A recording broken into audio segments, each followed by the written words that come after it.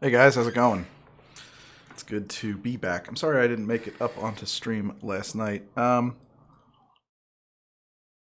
I don't think I'm gonna have a drink right now. I have to do some work in the bar to make it ready to shoot. There's some really annoying stuff about the way my cameras in there are set up. And I was about to dive in to fixing it, and then I realized if I start fixing that now, I'm never gonna get around to getting online and doing a stream, and I'm just gonna end up noodling around in here fixing this and fixing that and tweaking these things. And I just don't. I think that's for in an hour or two, maybe, because I don't think it's gonna be a long session, but we'll see. Anything is possible. But how is everybody doing? First time here, Emil A239. Cool. You're sipping a nice glass of Undertow from Colombia. What's Undertow? First stream? Carl Tig. Welcome. Banana Bread says hello. Butterfly Lady's doing okie dokie. Good to see my face. Thank you, Butterfly. Good to see your handle. Whiskey Sour's got to be at the top of the list of top 3 drinks of all time. Yeah, I think that's fair. Major Tibbs, first time here. Love your channel. Thank you. Glad to have you. Hello, Dublin. Working, waiting for drinky time. Oh, man. Atlantis under. Yeah, maybe we'll do a drink stream later tonight, like after dinner or just before dinner or something like that. Do I have any thoughts on Fallout 4? You know what, Resumen? I bet if it's still in there, if you go through my VODs, I played a couple sessions of Fallout 4. I don't know. It's just like... it doesn't feel like Fallout. I don't know. Like, none of the new Fallouts feel like Fallout to me. And by new, I mean anything 3D. They just don't, really. They get... Fallout New Vegas gets kind of close, but... Oh, you never seen Fallout 2? Well, Lindau F, you are in luck. I would love a Divinity Original Sin 2. Oh, maybe I'll check that out. Do cheap spirits matter in cocktails? That's a great question, Carl Teague. Yeah, they do. They make a difference. Should that stop you? No. Is it going to be... Are you going to... On the balance, does quality of spirit outweigh quality of mixers in a cocktail? No, actually, I think not. I think that if you're not using like store-bought grenadine, or if you are, you're using good grenadine, because when I say store-bought, I really mean like Rose's grenadine. But if you were using Small Hand Foods grenadine, that's great. BG Reynolds probably makes a really good grenadine, although I haven't had theirs either. But like if you're using homemade syrups, if you're using fresh fruit juices, if you're using etc., then yeah, you can use real cheap stuff. As a matter of fact, a couple like last stream, I was making whiskey sours a couple different ways, and I used Four Roses Yellow Label exclusively for all of them, and they were great whiskey sours, fantastic. And that's cheap stuff, you know. But that said, can you elevate a drink by using something better? Yeah, definitely, without a doubt. Yeah, Fallout 4, I guess my problem with Fallout 4 is that the narrative feels...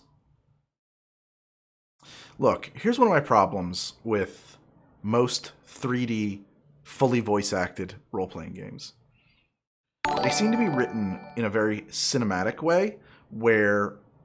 And this is because you're investing so much resources in production time in this character, in this scene that you've imagined. It's like bad dungeon mastering, where if you're running D&D and you've got a story written that you want to see your players play out, that's a bad way to approach game design, because that's not a game, that's a novel. I can't stand Far Cry, Anton Hampus. Yeah, I think, is Far Cry? Wait, no, I don't know what Far Cry is. I'm sorry, I was thinking of something else. What's one of those Far Cry? I'm thinking of the Drake's Fortune games. Thank you. No Slep Post, Slep Lost? No Slep Lost. I've never made the Grand Marnier Orange Slushy from Epcot France Pavilion. That's a great question. Uncharted, yeah. Uncharted is what I was thinking of with Far Cry. I don't really like the Uncharted games because they're just interactive movies more so than games. Or at least that was my experience in the 40 minutes or so that I played the first one. I was like, I don't want to play this. I don't like this game. So anyway, Fallout 4, it's so invested, and it has to be because literally the investment, the money spent on these characters, on these scenes, on driving you into these very specific scenes. It doesn't. I just feel like I'm kind of along for the ride. It doesn't really work for me. And this actually is something that, and I liked, although I should revisit and actually finish it. But I liked, what do you call it? The Outer Worlds. But like, it's a game that's dependent on, and this is true of a lot of these, like I was saying, 3D voice acted RPGs. It's dependent on me as a player hearing a story hook and being hooked and being invested in it. There was like NPCs and quest lines that I was just like, I don't care what this person is saying. This person literally, this person drives me as a crazy person, strikes me as a crazy person. I want to stay away from this person. This is not a person I want to be involved with. And that's how I approach a role-playing game. As I am playing this role, how would I play this role? I'm staying away from you. Well, that quest isn't going to happen because I have played my role accurately, and the game hasn't. The game has not been compelling. It has presented what, instead of feeling like a real person, it feels like this is it's a crazy person, right? Like I don't know, like it's just like I can't explain this. It's just what do you call if the acting doesn't feel very true to life, then my instinct is, oh, this is the kind of person I need to keep out of my my personal circle. This is one of those people for whom they have a lot of problems that seem to follow them around. Stay away from me. You know, those people. You know, people who have no drama, please, in their Facebook profile, for example. And so someone who's very extra, I suppose, to use some common parlance. Yeah, and so that's where a lot of these games fall short for me, is that like I can't really invest in my character and lose myself in that, because I have to play it from this kind of gamist perspective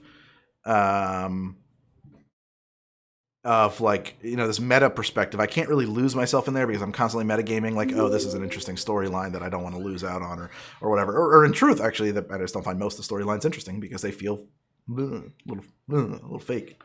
It's a really harsh criticism, I know. And what I'm asking for is a level of verisimilitude that really the video game industry isn't really capable of. And I also have to remember that even though and I think this is true, and I hope I'm not offending anybody, but even though a large segment of the population playing video games are older, I think that they are written for a pretty young audience. Even very mature games are written with the assumption that like 13-year-olds are the core audience.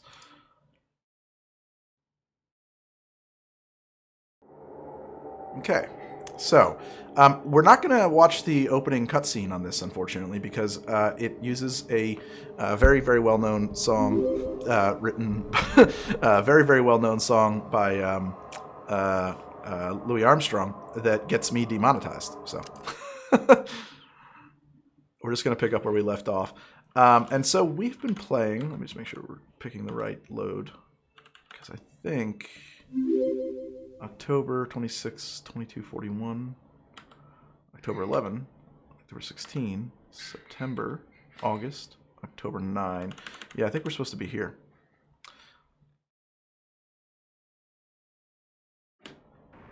There are some great RPGs being made by by AA and indie studios. Yeah, I buy that. I buy that.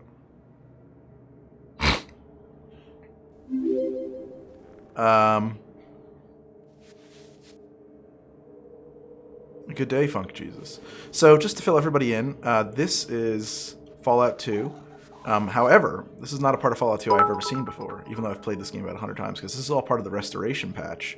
This is a quest line that was cut from the main the release, and has been restored by, you know, online modders.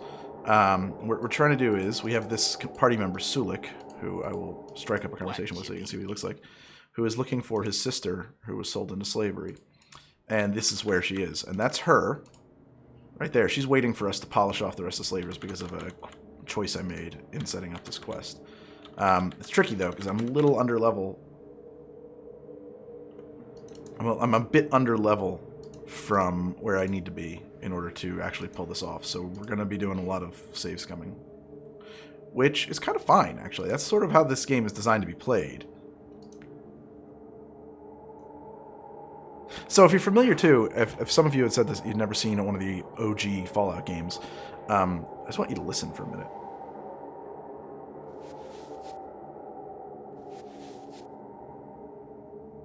So Fallout 3 introduced the idea of the radio and pop music, and this became the sound of Fallout, which blows my mind because this is the sound of Fallout. It is a haunted world.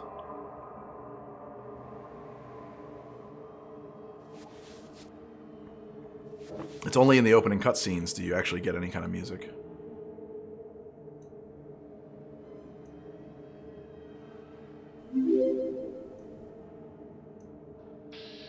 I picked up Fallout 1 on a whim. I was walking around Nobody Beats the Wiz, and I saw this box art, and it blew my mind. And I was like, well, I gotta have that game. We're playing extra hard, because we've decided to be a meleeist, which does not make the game any easier to do well at.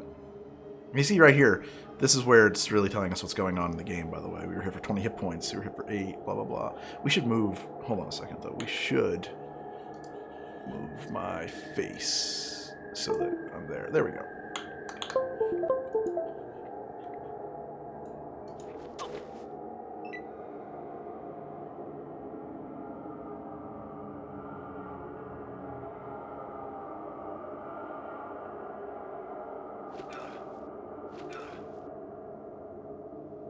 So this is a bad fight, right? All these dudes are going to come rushing out and wreck us. And I don't know why, but it's acting a little funny. It's looking a little unstable at the moment, so I got a feeling it's going to crash. You did hear the USB connect-disconnect sound. Yeah. It's because I've got 3 computers here, and I'm using this little USB switcher to control different computers on the same keyboard and mouse. And I'm not sure it's actually the best way to do this. I think that I should probably just... If I had the desk space for it, I would just have a separate keyboard and mouse for everything. Am I an old Fallout fan? I guess I am.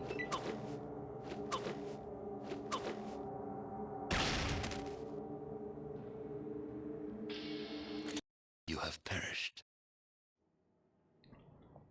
3 computers, ZZ Bear. And then there's a 4th one in the studio.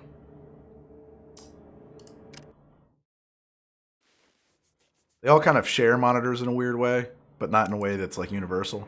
So there's 2 iMacs up here that are mounted on the wall, and then a 27-inch monitor.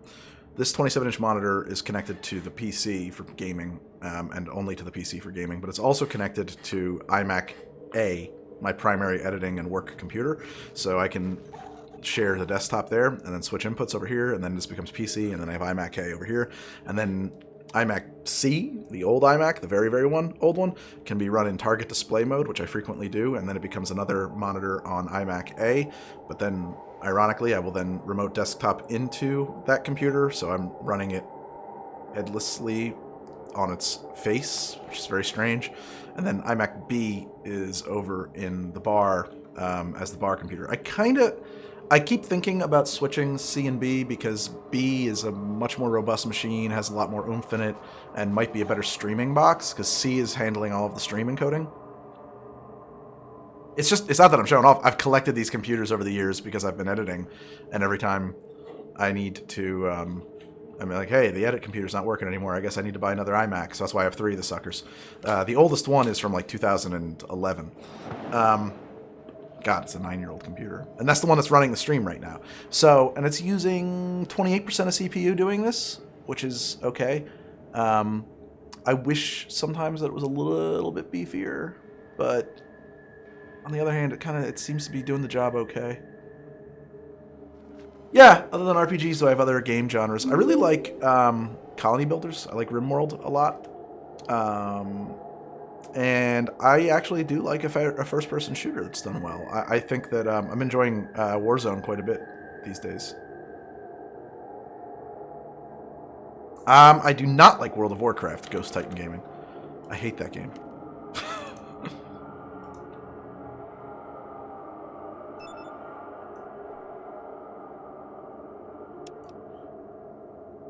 Yeah, I don't like MMOs at all, it turns out. I'd really like to get into a space flight simulator. Something like, well, Star Citizen, I guess, but maybe Elite Dangerous. I don't know. I just want to get some flight sticks and play around with it, but it's sort of, yeah. And Dungeons and Dragons. I run D&D every other Monday night. So, Kerbal Space Program. Is that a flight sim? Yes, Star Citizen is where it's at for space flight sim, but it's like not a game yet, right? It's just sort of like a mess, and it's very, very alpha. And then I just saw that they just revised their roadmap, and it's even slower. You can fly the ships in KSP. I've never checked out KSP. I should. I wish I was like... Ooh. Whoa, whoa, whoa, whoa, whoa, shit. Oh, man, I did not mean to leave. It never even occurred to me that I could leave. I wonder if we could lure them. I need to funnel these guys. I need a hand grenade. I don't have anything.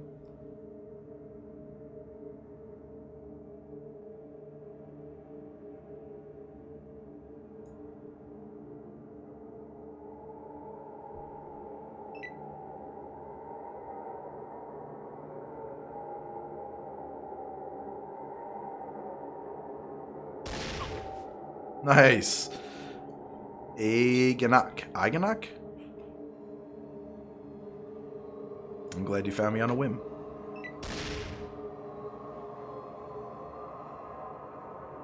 I'll probably want a beverage later, so maybe we'll get into the bar.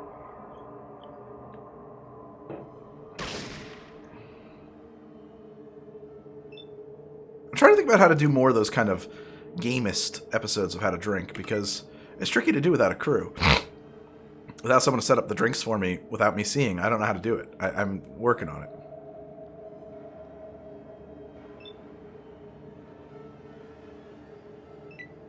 I'm waiting for people to come around. Oh, I didn't realize I was... Damn it. That was dumb.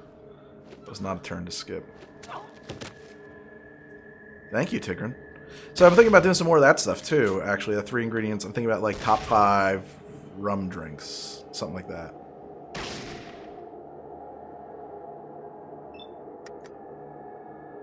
Okay.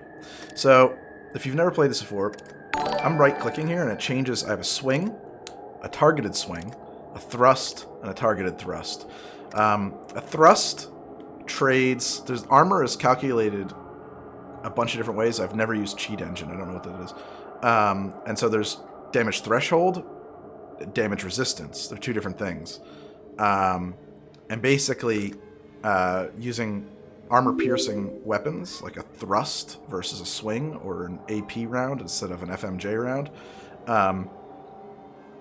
will trade some total damage in exchange for negating, I forget if it's damage threshold or damage reduction, but actually getting rid of damage reduction or damage threshold was a big thing that Fallout 3 did. So in Fallout 2, the way damage threshold works, like if it has a DT, if armor has a DT of 5, anything that's less than 5 hit points just does not even affect this armor.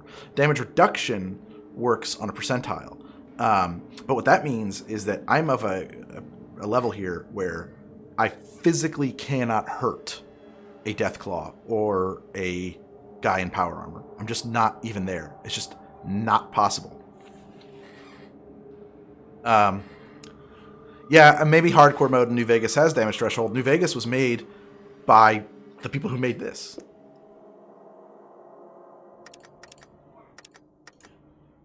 So we're gonna slash them. Man, those are not enough numbers. And this is how you do. This is where VATS comes from. This kind of a screen. But we're not gonna do any of that because we don't have the ability to do it.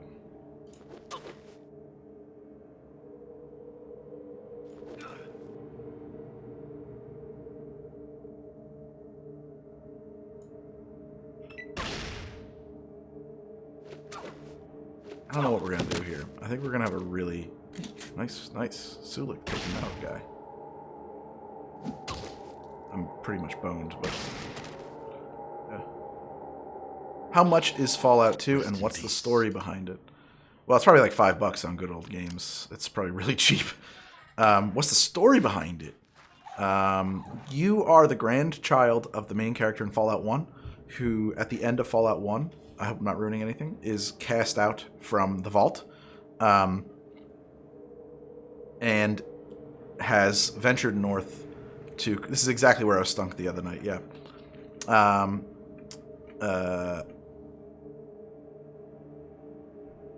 And is sent, it goes to the north to found a village, and you're their grandchild. And the village is now failing due to crop failures and drought. And so they send you in search of a holy Gek, a Garden of Eden creation kit. Each vault would have been equipped with one to save them. And that's kind of how the game sets off. And right now, there is another plot that I know we're going to stumble into because I've played this game a few times, but we haven't yet. And so I'm not going to talk about it. Frank Horrigan! If you're a hacker, you can really kind of avoid facing Frank Horrigan. The Master is in Fallout 1. Come here, boys. Let me see what you have on you. What do you got in your inventory here? I don't think I kidded you. You have a few...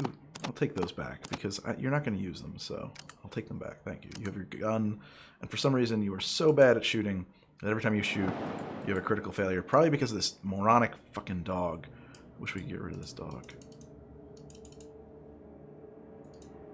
That is a dog I acquired in a random encounter. It's called the Pariah Dog. It's a bad thing. And I am playing with the restoration patch, correct. Oh, yeah, I'll take those. Yeah. Okay. Damn it.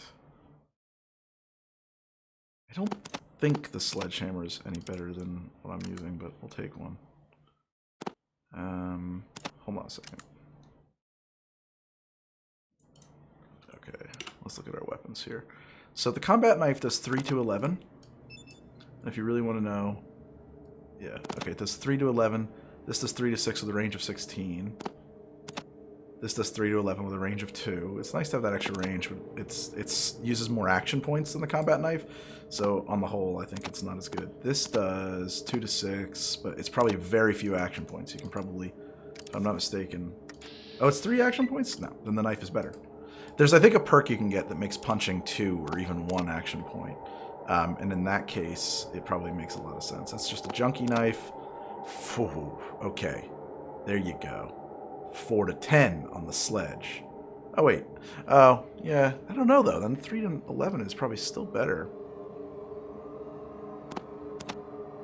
How about this? 3 to 11. Yeah, that combat knife is really tough to beat. Now, there's a thought. We could increase the... This is a road flare. We could increase the amount of light in here. That would make it easier to hit things. The sledge has an action point cost. I think it's a lot. I think it's 4 to swing, 5. Yeah, it's 5 to thrust. It's 4 to swing, 5 to thrust, and then +1 to target. So really, yeah. I mean, it has that range of 2, but I've got those 2 free moves because of a perk I took. So I don't really need that extra range to cover distances. Better off having that, just in case you need to toss, but I mean, I'm not going to hit anybody with those anyway. And then... Let's come... Somebody's spotted. Oh, we were in combat. And then let's... Does this have any effect? Does it, like... Yeah, I don't think so. I don't think any of these consumables... like, have bonuses or anything like that. Yes, I am Tumblr. More or less. Okay. So now we've got a... See how much more bright we are? Now I've got a light source on me. Now, I think it's Fallout 1, but you could throw them at targets as a weapon and sometimes occasionally set them on fire. I know I've done that before. Our goal is to pick these guys apart one at a time. Minus 33. God damn.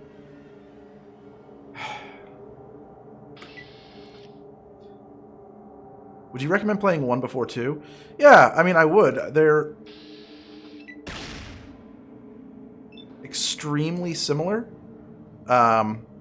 They are graphically identical. The differences are I mean, it's just like a...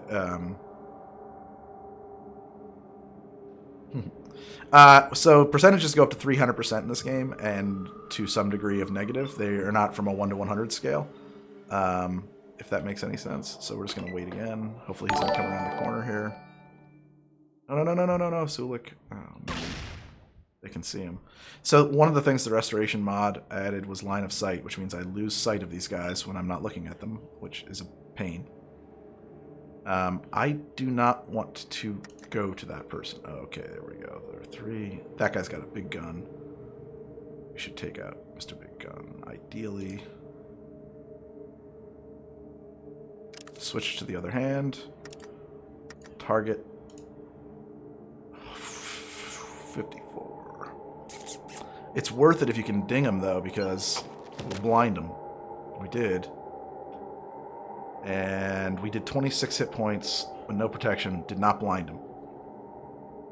So I've got 3 action points left, and it would take me 2 to close the distance, leaving me with no attacks.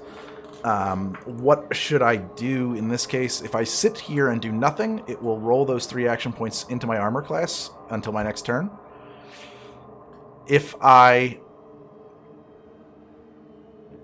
move 3 away, like sometimes if he had a melee weapon, it would make sense to just kite right now. But he's got what looks like a shotgun. Now the thing is, though, I do have bonus moves, so I think I will kite off in hopes that they will have to burn action points to close or miss. That was not a miss. Thank you, Vic. Vic critically missed and dropped his weapon.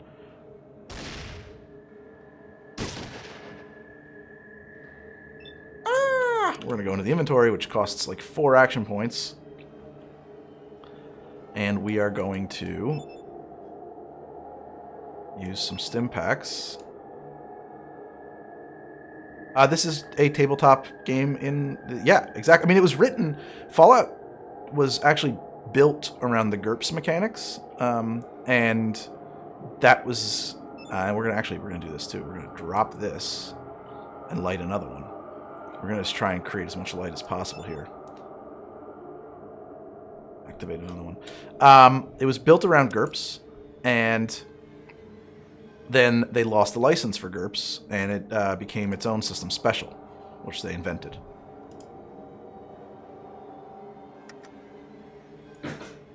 Yeah, I don't... How badly wounded is he? He's just barely wounded.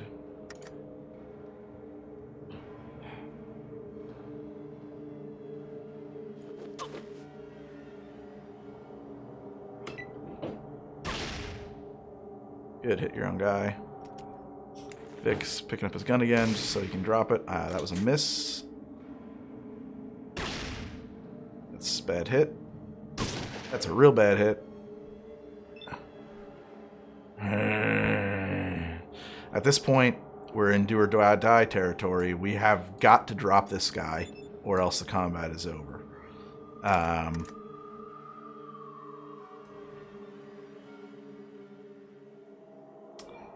And that can do it.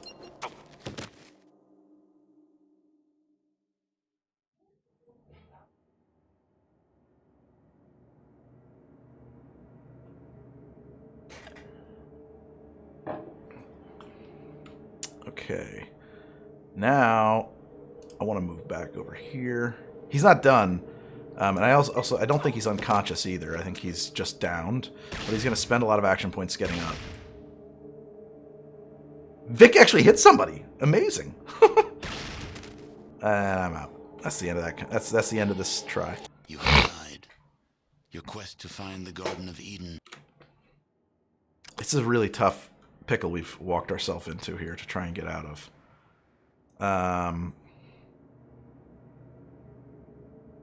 Yeah, that's exactly right. I'm trying to peel them one at a time. The other choice is to hold them at a door.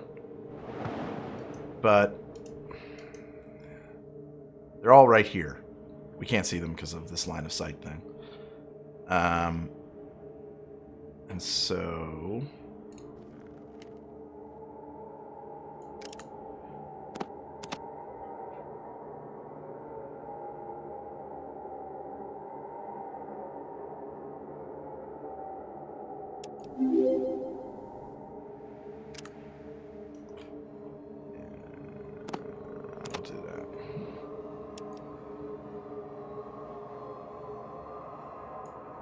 Garden of Eden Creation Kit.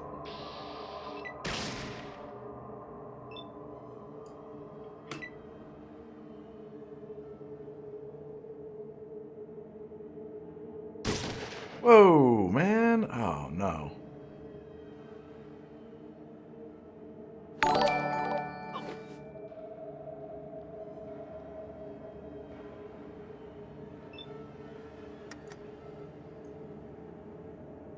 So, actually...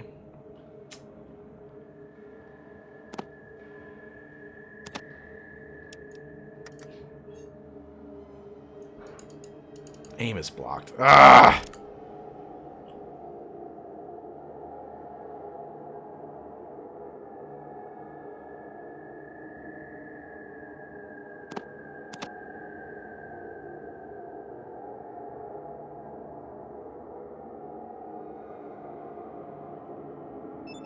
These fruits actually add a couple of hit points each.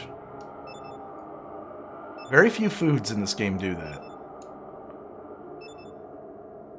It's not like later games. And since once you're in your inventory, you can interact with your inventory for free, it doesn't make sense not to just chew them up.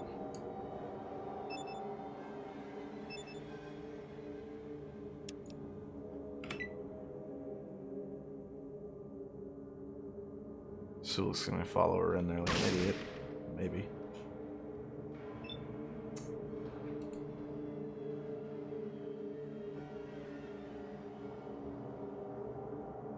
Yep, I played Diablo 2. There's a perk called Quick Pockets that drops the cost of going into your inventory from 4 to 2. And since using a stim pack costs 2, it no longer makes sense once you've done that to have stim packs in your hand. You just keep them in your inventory and then have access to all the ones you want. Yeah, we should just get rid of that dog. I don't know, though. It's jinxed, so like it also works against our opponents in some ways, too. I really want them to... Here we go. Suluk should... Why are you just standing there like an idiot?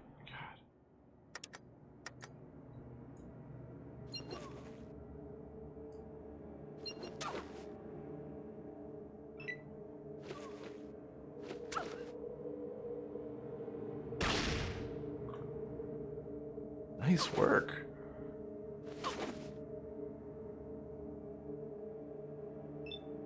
This is restoration mod content you're looking at, yeah.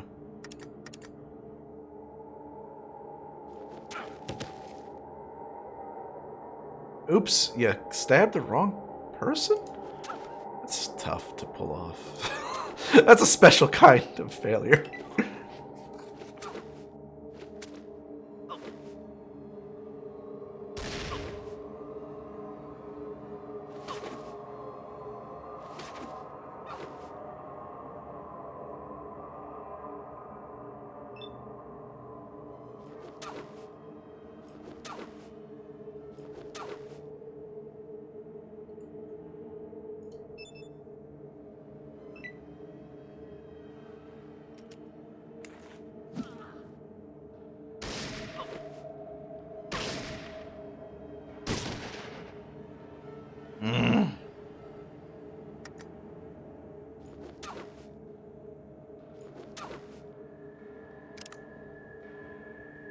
Well, that was a big mistake.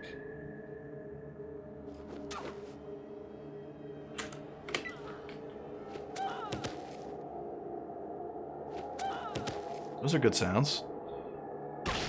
That's bad. Not gonna go good here.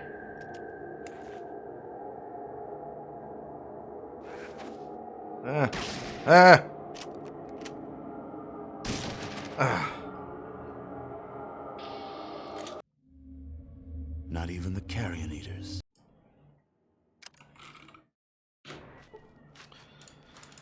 Alright. Let's think about this again.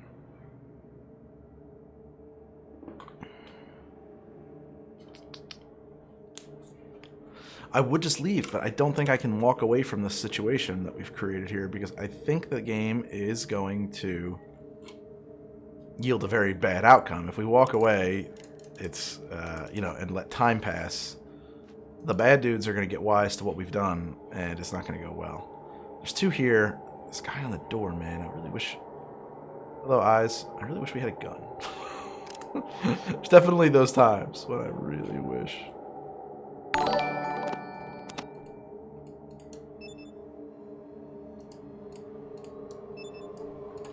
Okay. Does it become ammunition, I wonder? Ah. What the heck? Okay. That was really weird. Cool, my inventory just broke. Fine.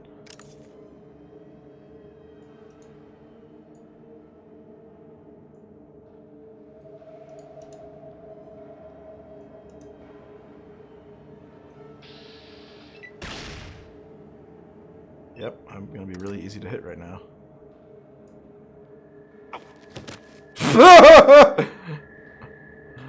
Okay.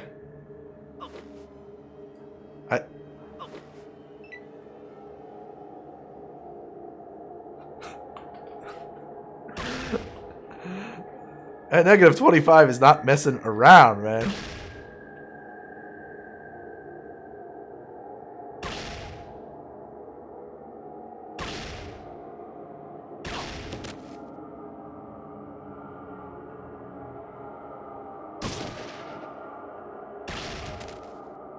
Okay, fine. You have. Alright. I hate to do this. It's gonna have to be done, guys.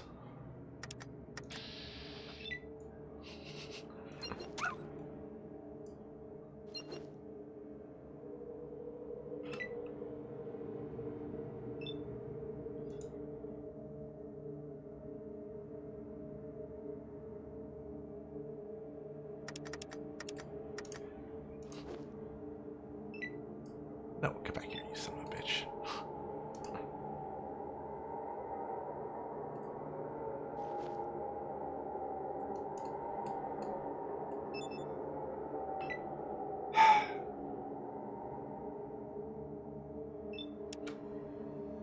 Yep.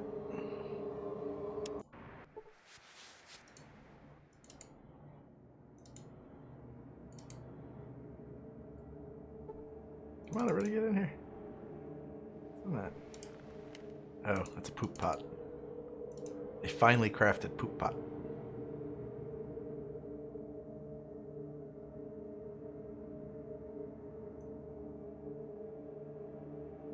Come on, doggo. Come on. Come on. Come on.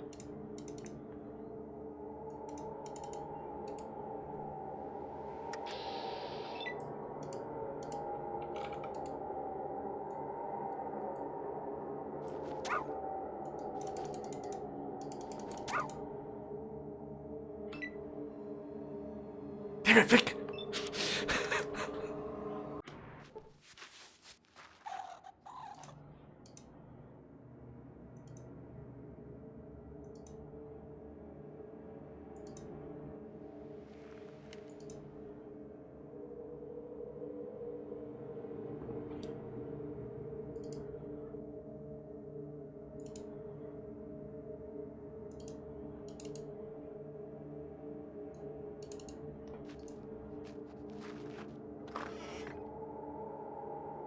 Did he just go in through a side door?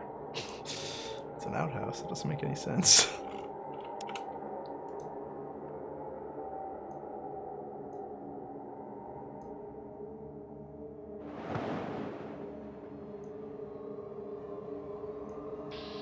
Damn it.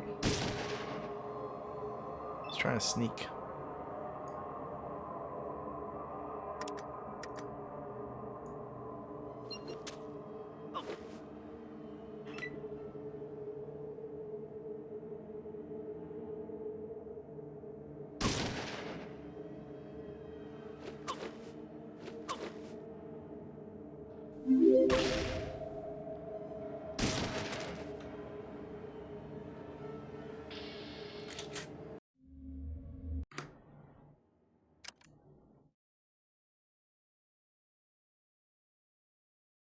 Correctly missed and dropped your weapon. As one must. Come here, Popo. We've got to... Yeah, keep going.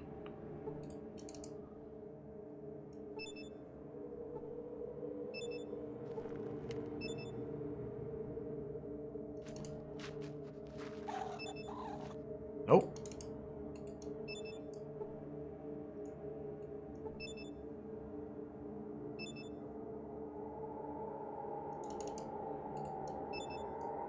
Nope.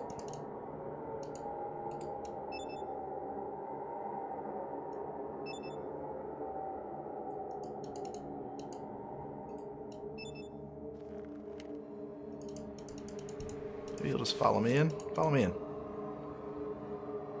you go.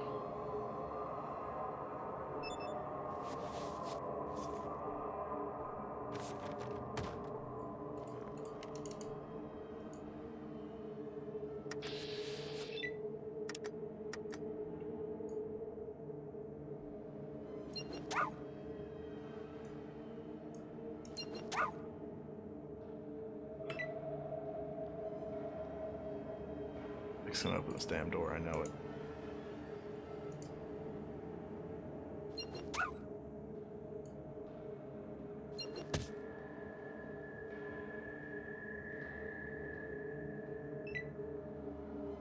Vic, what are you doing?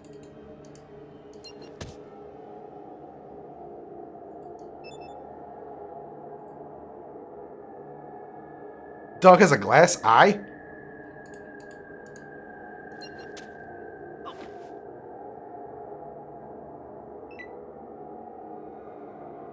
Vic, what are you doing?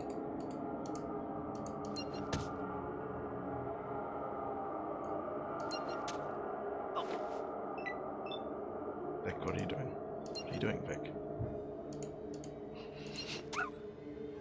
So, guys, just so you know, there's a reason for this. This dog is a curse that the game gave me in a random encounter that causes me to have really bad luck and all of the party to have really bad luck, which means that Vic can actually not use his gun without hurting himself, because Vic has bad luck to begin with. And having a bad luck stat is really bad news for me. There's some thought that maybe...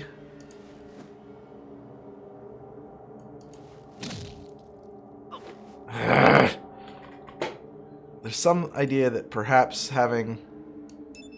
what do you call it? The extra... the perk, or whatever it is, trait, jinxed. It makes everybody kind of do really badly around you. That might be a good idea, but it hasn't really... Obviously, it hasn't paid off, so...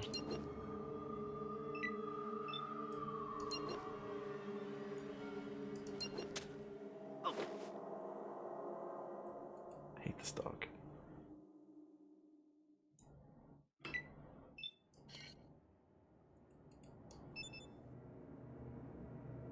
What did it with crippled?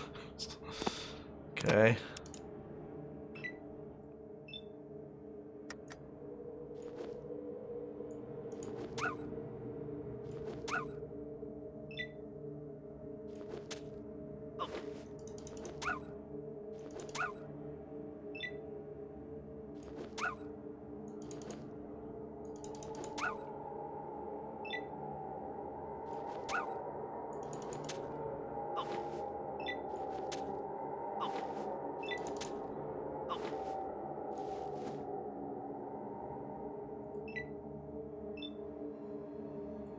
It's built not to, Trumbler. It's got tons of hit points.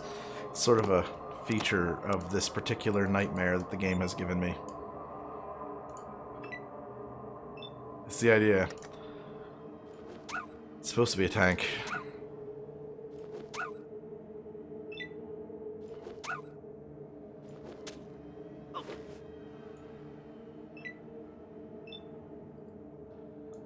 It also doesn't, like, if it was at least, like, dog meat, like, if it would at least attack my enemies.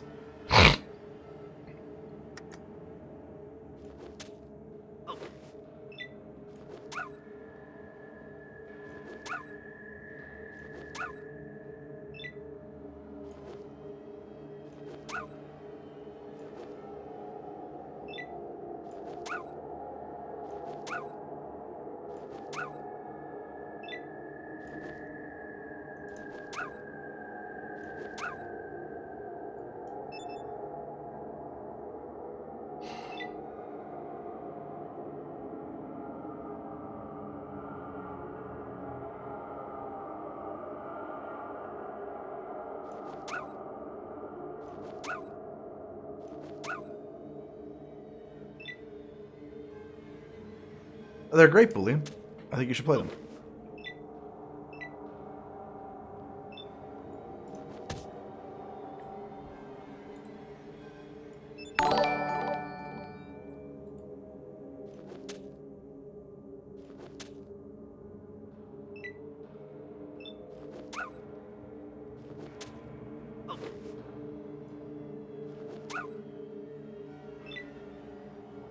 Like, I have a luck of 1. This is a character with a high luck stat.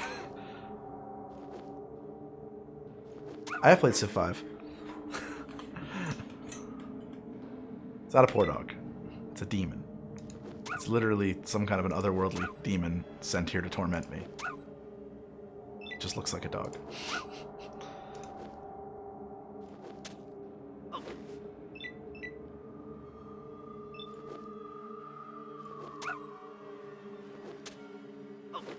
Have I played Civ 6? I may have.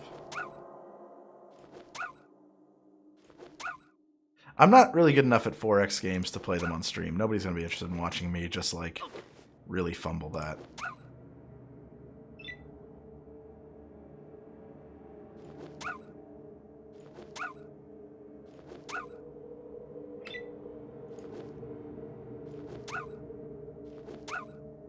Can someone fill Boolean in on what's going on here?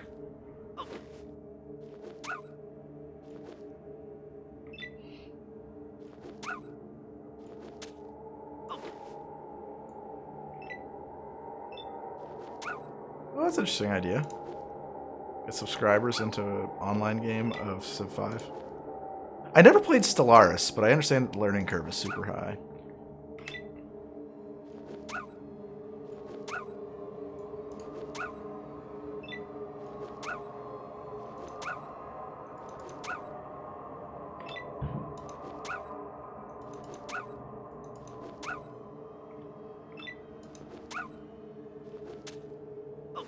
Well, you're not wrong, Durap. You're not wrong. I played Tropico 1, and maybe one of the later ones when it came out. I liked that. It was fun. I forget which one it was. It was like one of the more recent ones I was playing on Tropico series, and it was like not enough focus on like city building and government management, and too much focus on like finishing quests or something. Kind of bummed me out. I was not my fan. Not my fan. I was not a fan of that. That's what I should mean to say.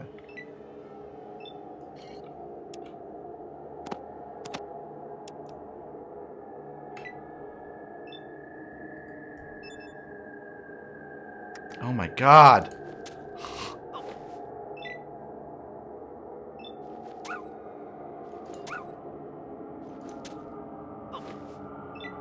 You know, I wonder, I might actually...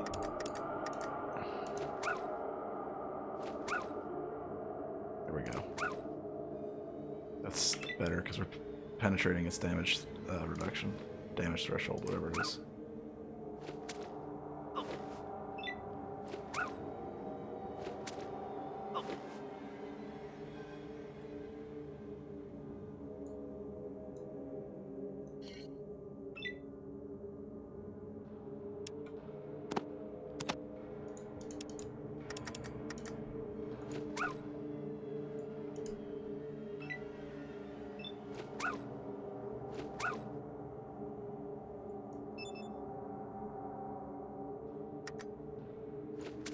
Still just that severely wounded. This is absolutely...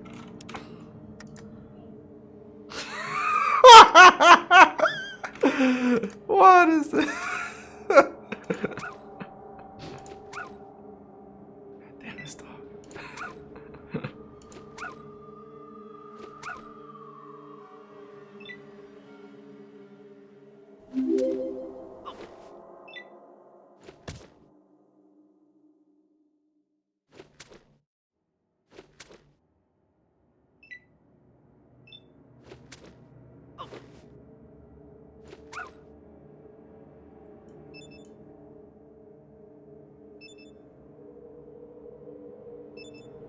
Oh, I don't want to push it. I don't want to look at it. Oh my god.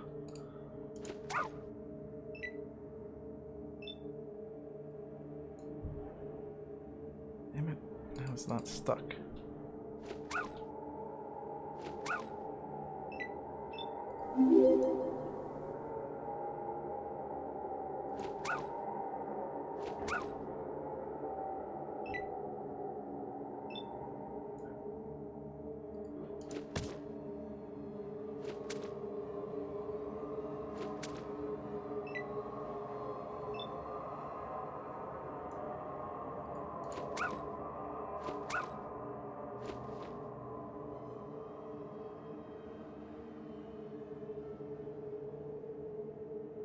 So yeah, it's a random encounter. When you walk around in the overmap, you just like get stopped by random things happening, and very randomly, I walked into the pariah dog random encounter. To die of starvation. The pariah dog random encounter is this dog in the middle of a map with just like mountains of death and destruction around it, and then the dog starts following you.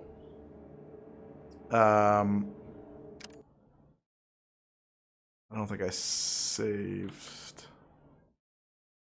when we picked up the dog. So if I'd saved the encounter, I'd show it to you. It might be this. Is it? No, this is another weird random encounter that I don't recall ever seeing before, and I saved it because I was like, what is this?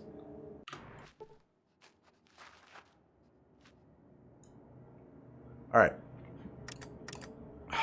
Forget that plan. That did not work, and it takes too long. I wounded myself, Liberto, by repeatedly critically failing to wound the dog.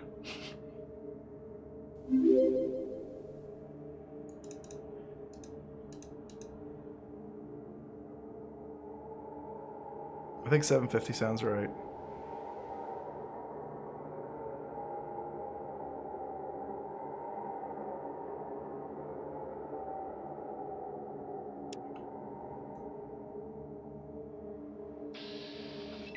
You'd think I was sneakier than that.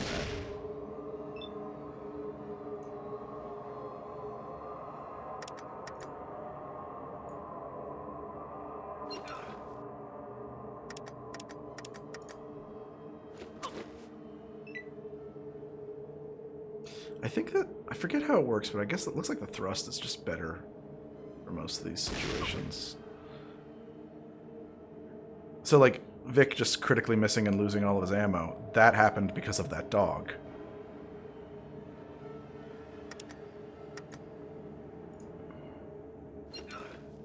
I should not be doing that.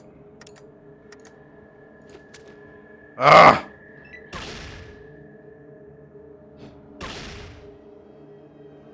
It's called the pariah dog.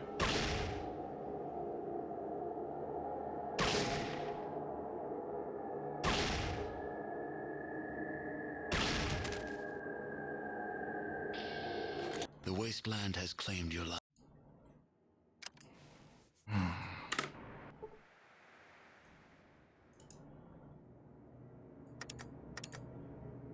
really wish I could. Why can't I? Like, my sneak is 101. I guess it's just not that good.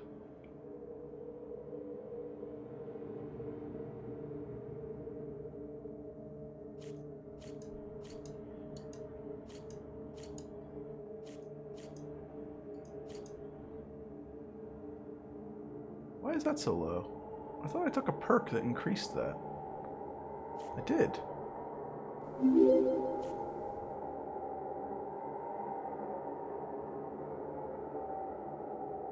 I wonder if the pariah dog is affecting that too? Wish I could see the actual under the hood action of what's going on there.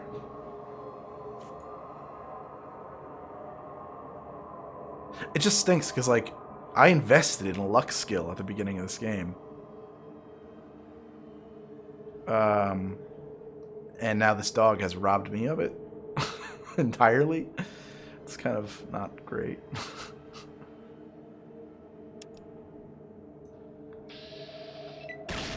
We got closer when we were being sneaky.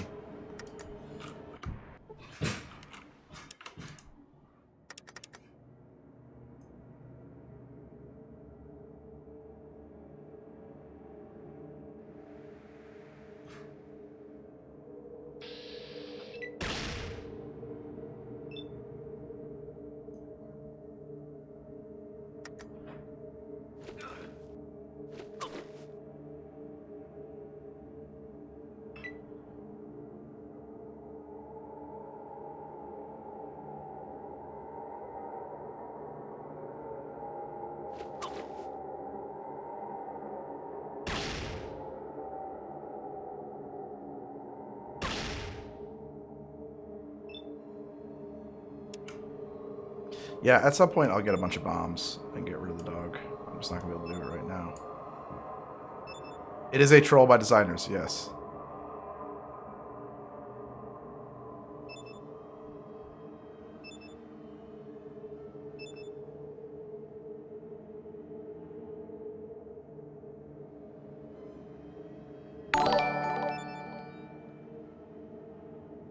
Deadpool, thank you for hosting.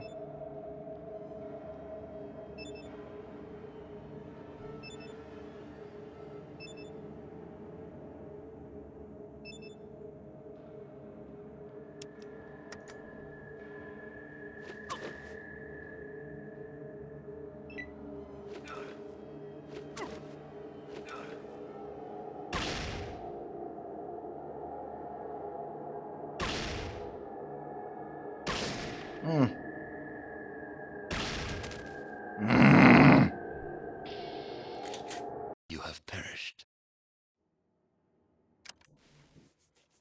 I'm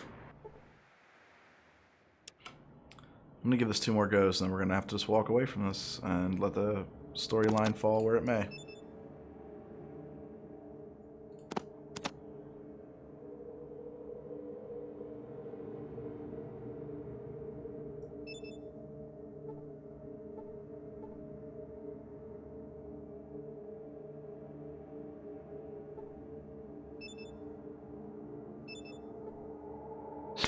Became a Nuka-Cola addict the first time I sipped it. Did you know that you get addicted to Nuka-Cola in Fallout 2?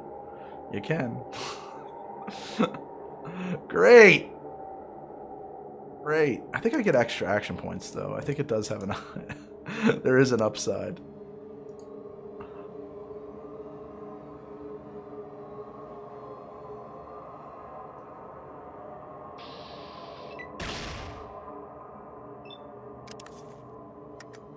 Let's see if we can...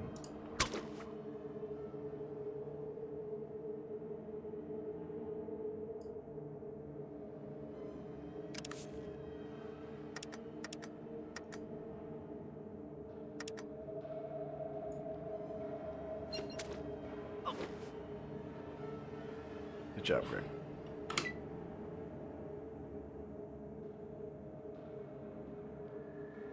That might be true, Galvin. I wouldn't know.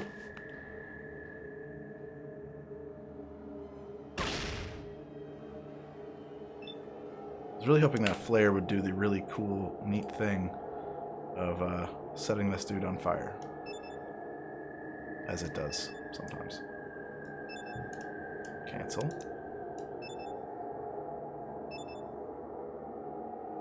The Zeta scan? Oh, is that the hubologists? Is that true? That's interesting. Okay. That's another late game solution. Very. It's like, you know, 11th hour problem solving. Beckett, thank you.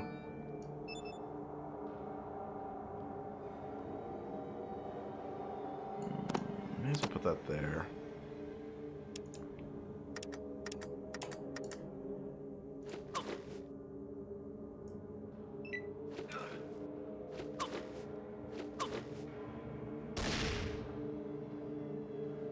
Good miss. Not a good miss. Not good.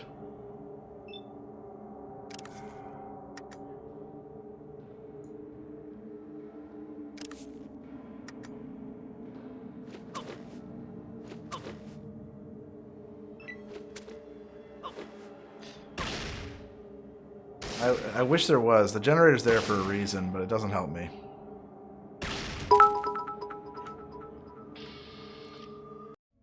The darkness of the afterlife. How do we get rid of this dog?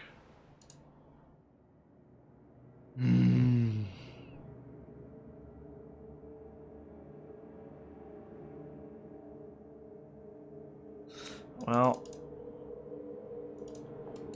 Or like poison the well.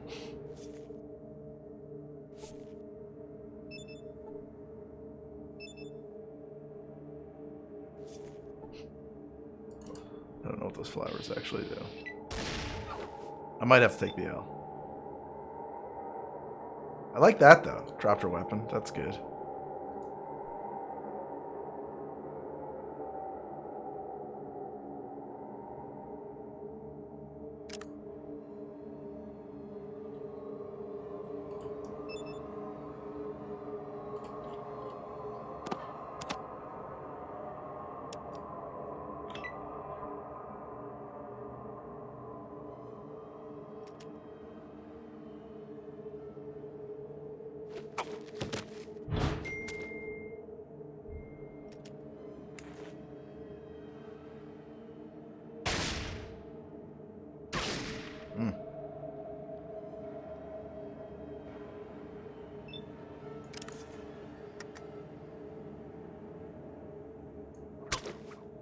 Good. Great. Perfect.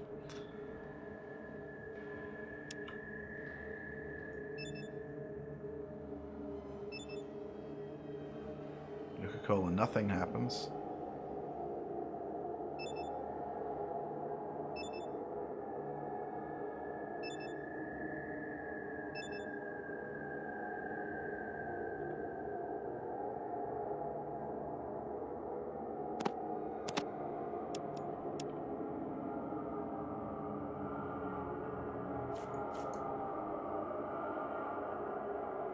Yeah. Yeah, I don't think the Nuka-Cola does much, if anything.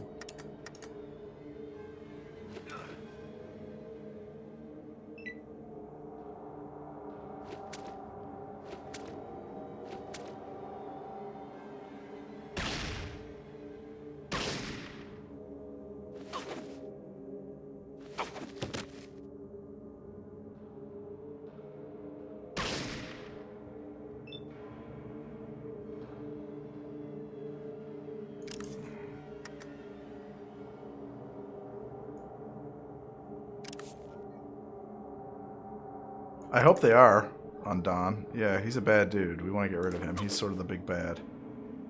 As a matter of fact, if he drops, we might get... No, I guess until combat's resolved you won't, but you get a lot of experience points.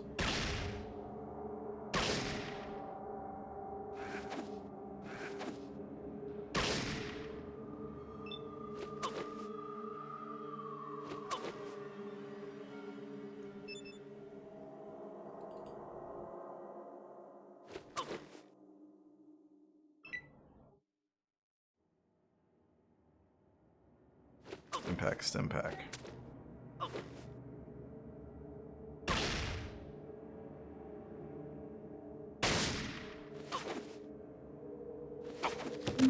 No, no, no, no, no, no.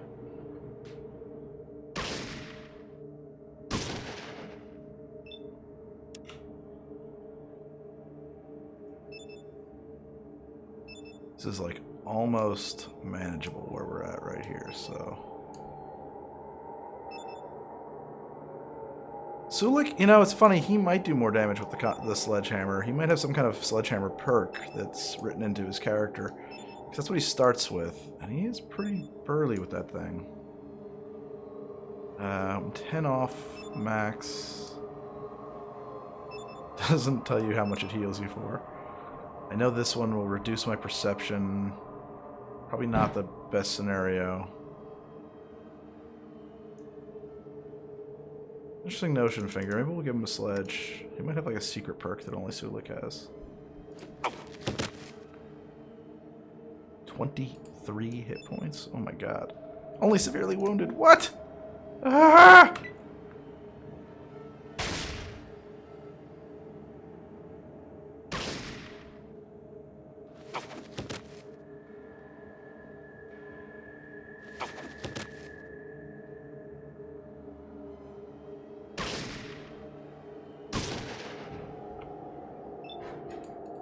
Okay. Severely, and she's probably, what, unharmed? Yeah. Back into the old inventory.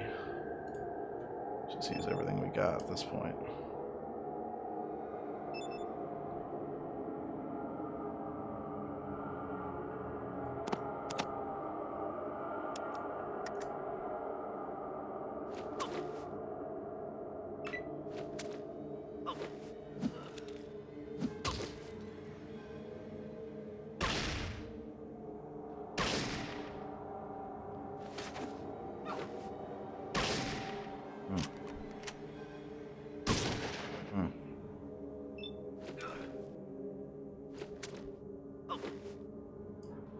Dog.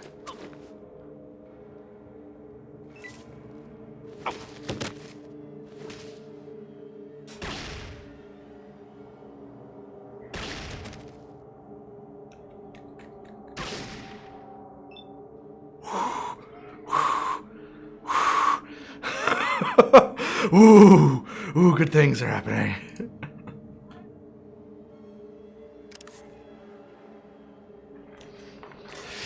Ah.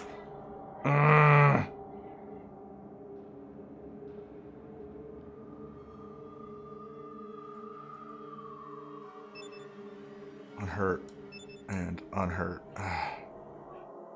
I cannot save it now. No, I don't think so. Yeah, cannot save. Can't save in combat. If I could break combat, but I probably can't.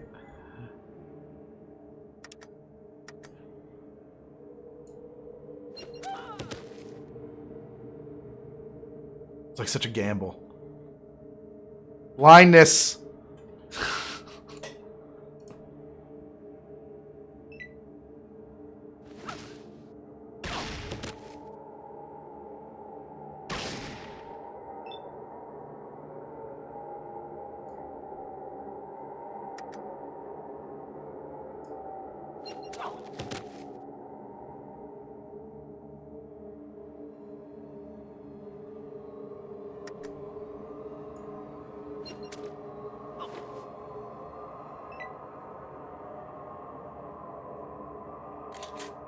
Sulik's fleeing.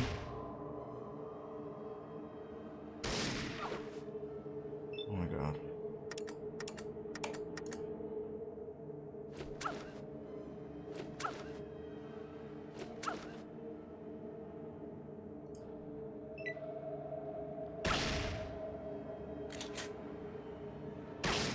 Oh, no, no! No!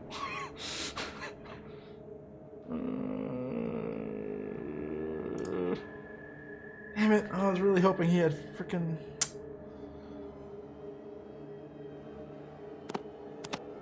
May as well.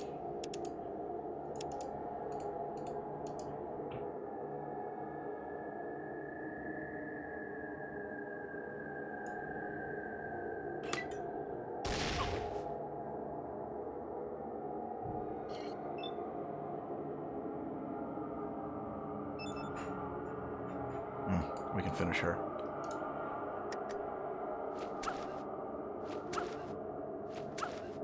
I thought we could. You got a interesting definition of almost, computer. Oh god. That was a good one to not fail on, Vic. I have a strong feeling I will be absolutely useless with this thing. But just in case...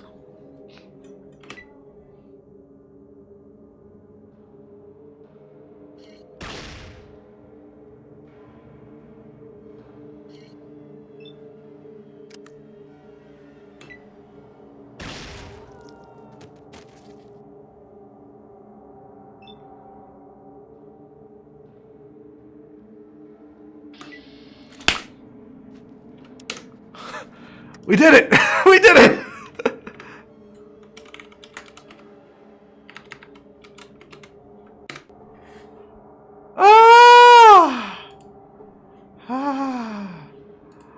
I think these two guys are over here still, but we can fix it. That's actually small potatoes now.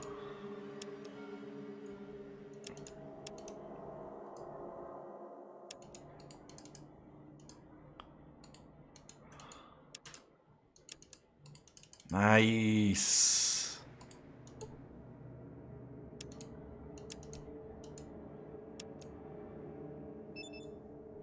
That's everybody.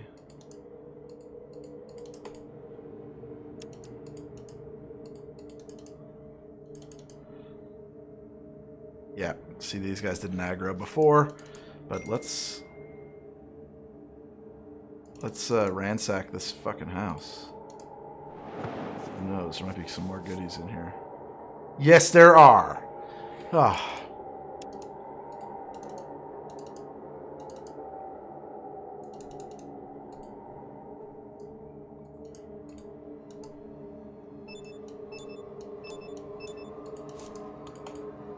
this guy's desk. Ooh!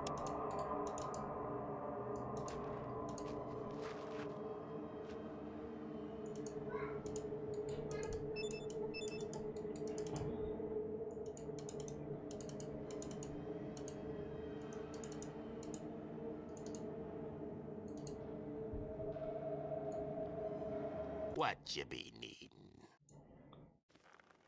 How's he looking? Yeah, so I figured. What Yeah, I think so. I think we're gonna give him the SMG.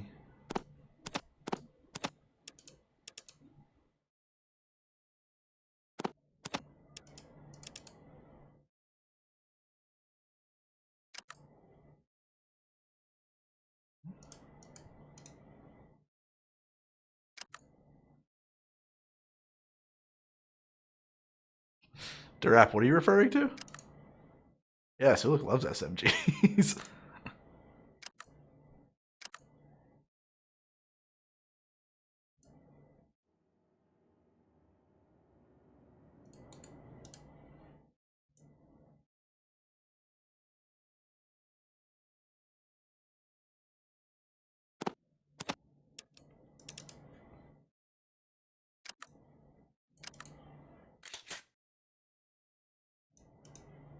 He might, Durap. We'll see.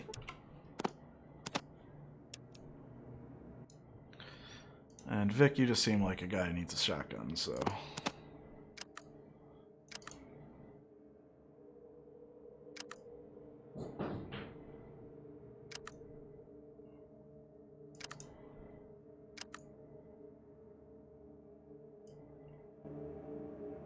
What you be needing?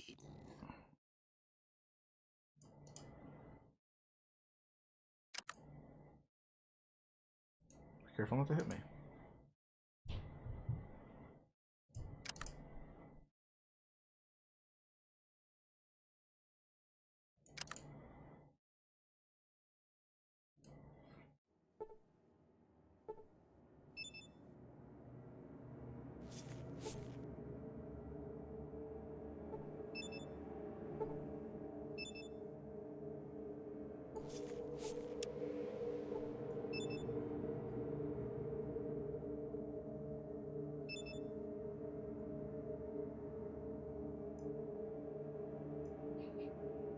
Super good.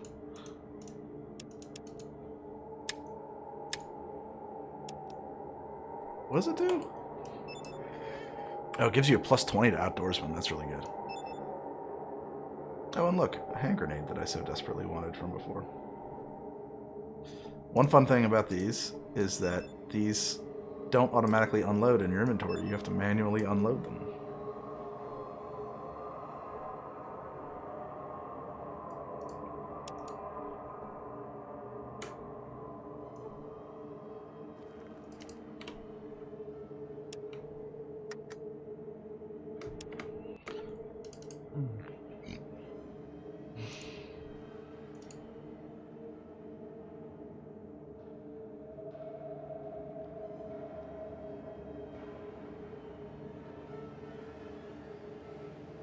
Well, because we've triggered this whole escape thing, I have a funny feeling that if we rest right now, that it's going to break the quest. So I kind of want to just get rid of these two guys, which is going to be not great, but it's nowhere near as death-defying as what we had done previously. As a matter of fact, all I should have to do is kind of kite them into my two gunners.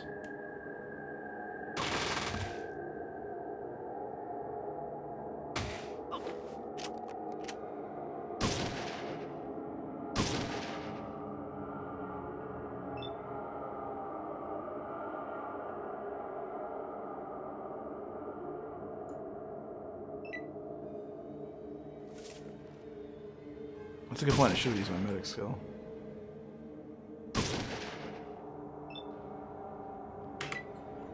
Let's just see how this plays out first. Not good for Vic.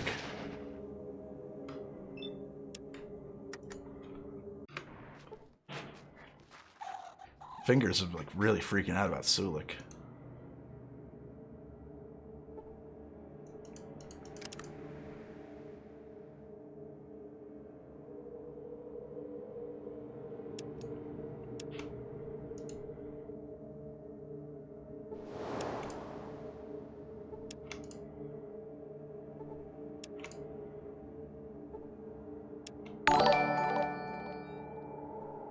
why's my radiation going up? Whoa. A lot!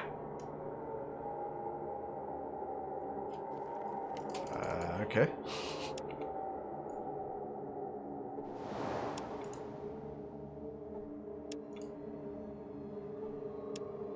Oh yeah, those mute fruits, probably that's what it is.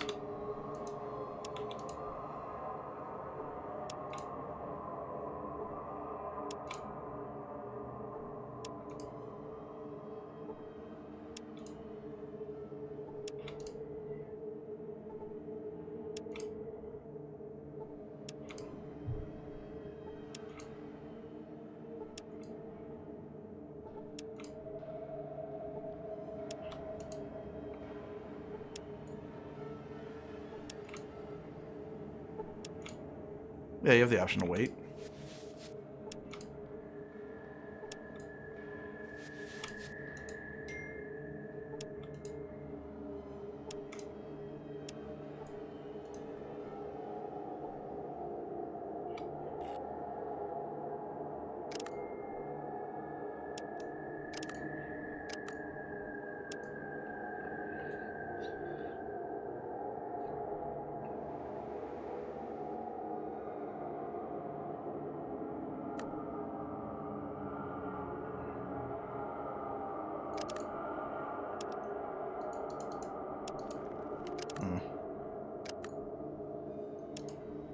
Radiation sickness is not good.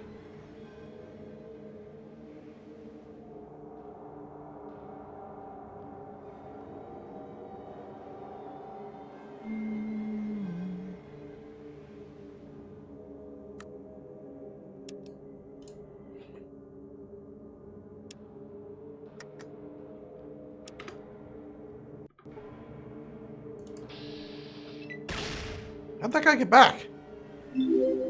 Oh, I guess we never got rid of him. It's funny, he just didn't aggro before. He's just been standing there for days.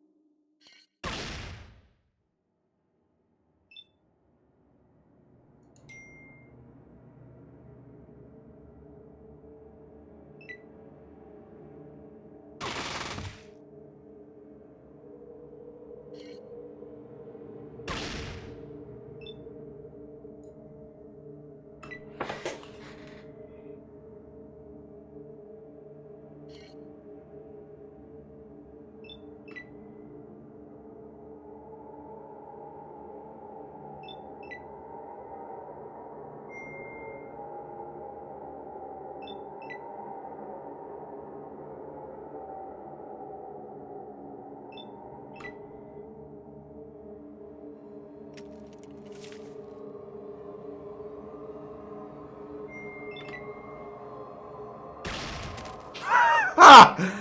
Alright. The waste.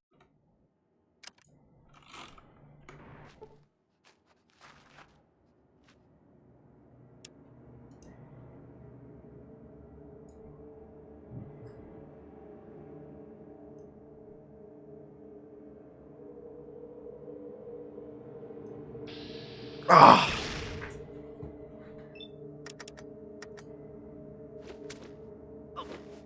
Dog.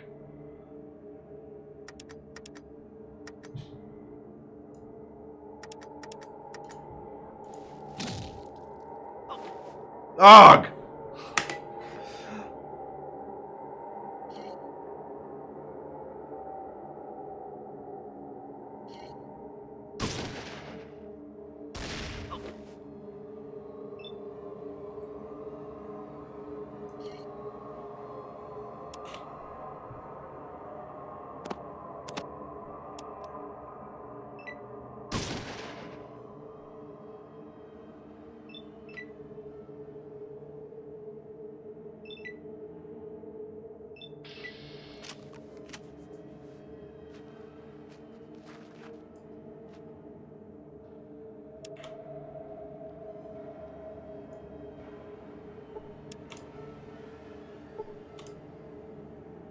Somehow I uncrippled my leg using my doctor skill. That's how doctoring works.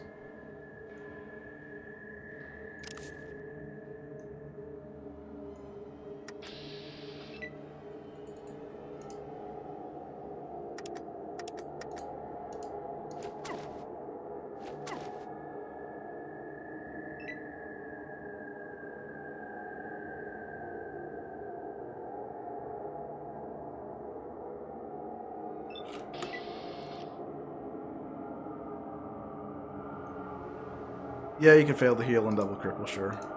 Or cripple something else. It's kind of like surgery in RimWorld.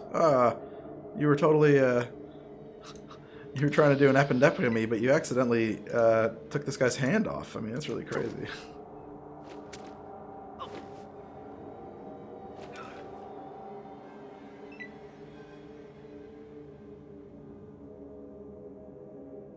I guess maybe you start shooting now, please. They're all running away? That's interesting.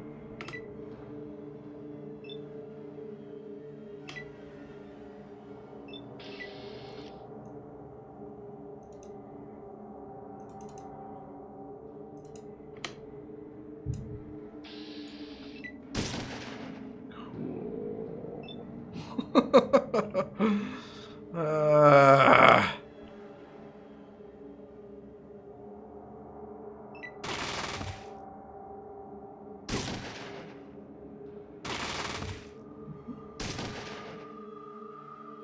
Nice numbers. I'm going inside.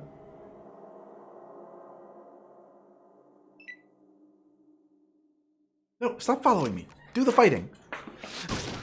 Guys. You should just shut this door.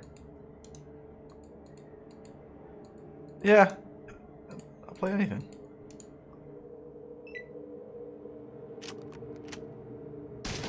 There you go, Vic.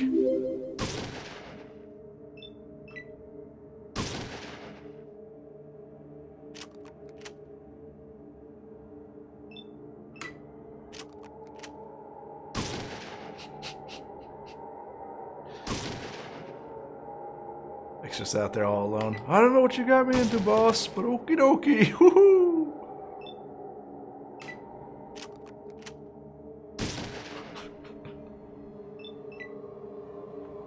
Vic, thank you.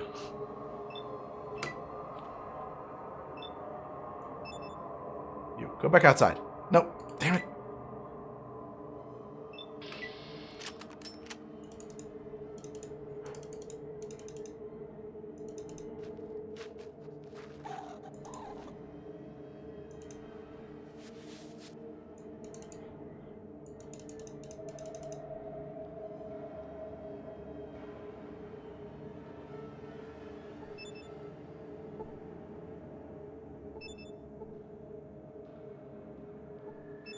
No, no, no, no, no. That was the talking button. Look at him. There we go. Severely wounded and crippled limbs. Nice. Okay. I don't know how to get my dudes over there. Come on, guys. Get out. Get over here. Whoa, Z Bashu. Thank you. Thank you very much. Hello, Z folks. Yeah, sorry about the Nightbot Raiders. I know I'm going to make this not fun for you. We had some really, really aggressive spam a ways back, and Nightbot is got the clamps down. Sorry about that. I don't know what Z's about, but I'm going to have to check out Zbashu, and it seems like they wanted you to check out Fallout 2, some really old-school Fallout. D&D stuff. Very cool. Very cool. Awesome. Yes, well, we do Dungeons & Dragons every other Monday night at 9 p.m. Eastern. We should be at the same table, but quarantine, so we're doing it over cameras. And so that means that this coming Monday, we will be playing D&D at 9 p.m. Eastern. And I'll definitely check out Z's stuff, man.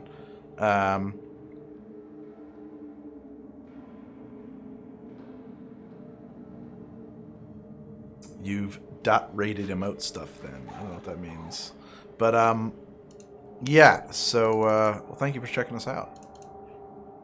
I'm going to do a little of this, and I'm going to go do some other things I have to get done. I'm probably going to get shot right now. Oh, and load the game.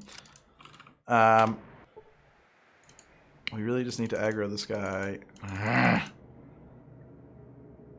Here, you. Talk to you. What you be need? Combat control. Custom. Hold on a second. What's up, Megan? Oh. My wife's just let me know there's a big storm rolling in on us. No, attack. Done. Distance. Charge.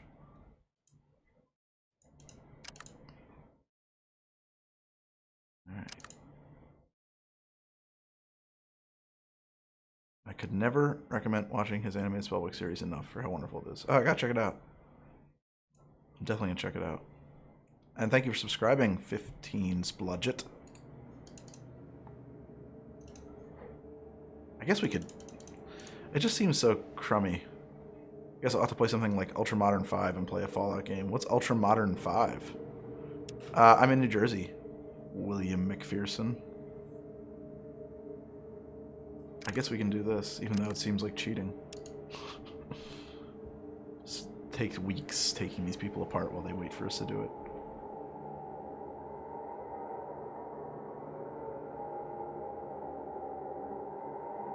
A big thunderstorm rolled through a little while ago, and I kind of missed it. I guess another one's about to drop in on us. It's a 5th edition supplement with rules for modern day and post-apocalyptic play. Gotcha, Grace Ashton. Yeah. So, honestly, if I was going to do a Fallout game, I would probably just use humans, like the human rules from World of Darkness, honestly. I don't think I would do it in D20. Or I'd use Fate. I'd use Fate. I would run it on the Fate system.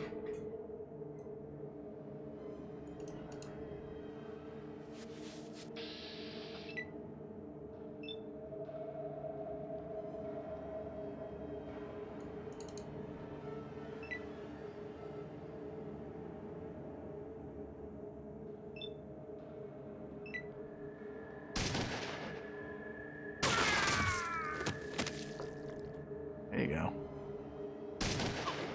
That's how we do, Sulik. That's how we do. I've never played GURPS, honestly. But for like a survival, I don't know. Unless I'm specifically running D&D, hit point bags walking around is a little bit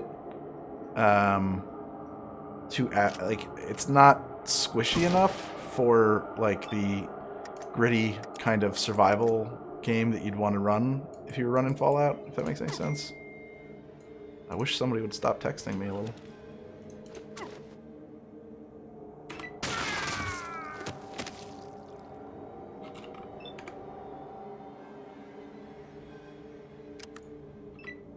What else is hostile? Whoa, whoa, whoa, whoa. Why are you shooting slaves, bro? What are you doing? Yeah, we have to load. That's not right. Ah.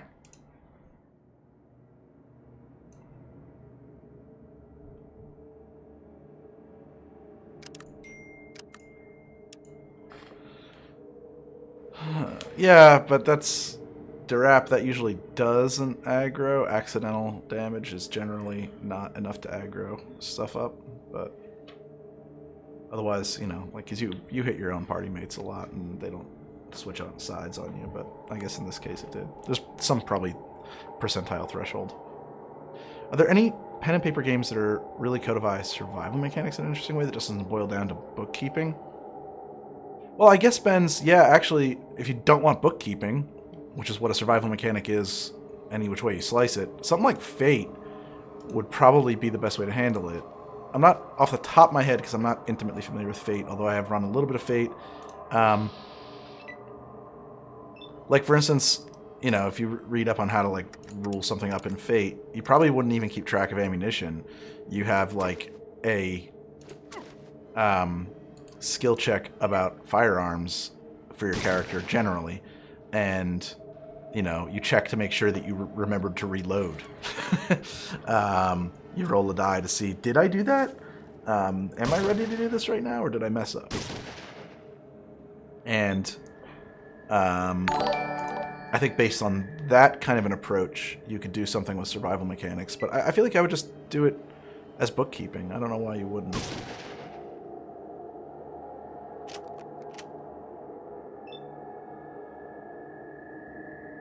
Oxhorn accent? I don't know what that means. An atomic cocktail. Yeah, I haven't done that one yet. That's a good question.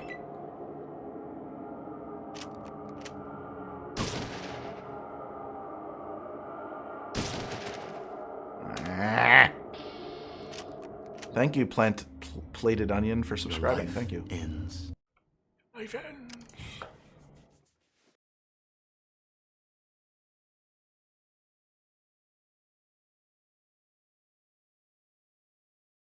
That is correct, Skexy.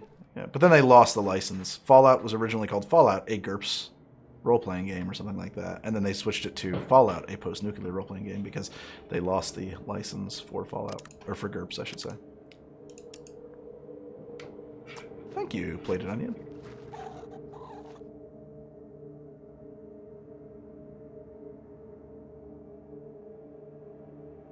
I am familiar with Critical Role. I don't know what Wildemount is. I'm assuming it's a location from the homebrew setting that Matt Mercer is running. Yep, Fallout was built on GURPS. I think that special is special, but originally it was built around GURPS, and they very quickly rebuilt the game around Special, their own in-house system. I have thought about doing the Alaskan Polar Bear heater from the Nutty Professor. It's something I've considered. What you be needing? I need to switch you to charge, because otherwise I can't disengage. You'll follow me, and I want you to go ahead and do the biz.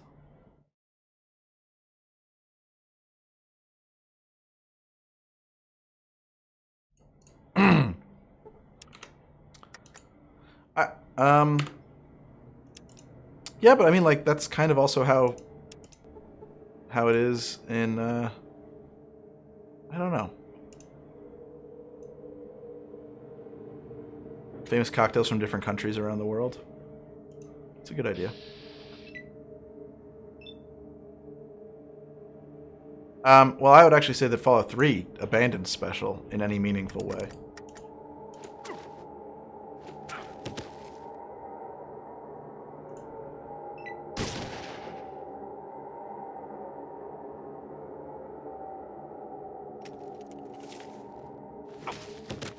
Interesting.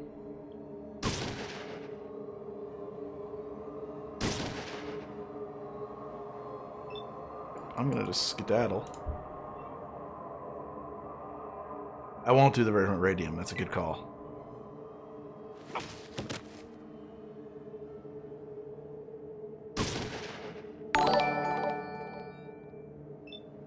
Boomer Fallout. Okay.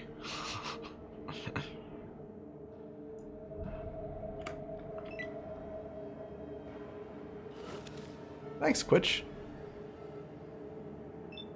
So, the thing about Special is that, you know, much like all pen and paper role-playing games, those stats represent the full spectrum of human capability, from the absolute nadir to the absolute apex. And what happens when you look at Bethesda and the way that they set things up is that it's really more of a measurement of just, like, how much more awesome than normal are you? You know, are you 5 more awesome in strength than normal, or are you 1 more awesome in strength than normal? And I don't like that, honestly. I think that that means that you're not making trade-offs. You're just kind of playing like a superhero, and it kind of bores me a bit. Yeah, I'm an old millennial. That's if you want to be specific, eyes, but it's okay. It's just a dad millennial.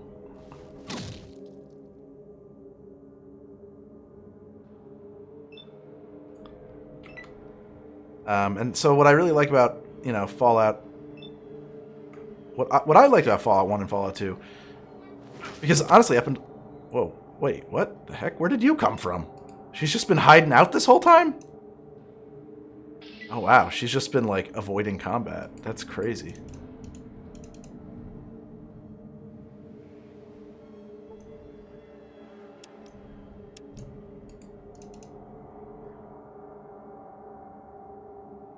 Taking the comment too serious. Pepe hands? I don't see Pepe hands.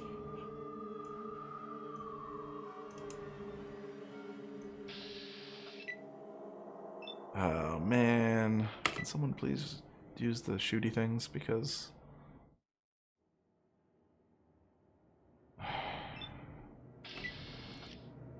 Alright, well, whatever.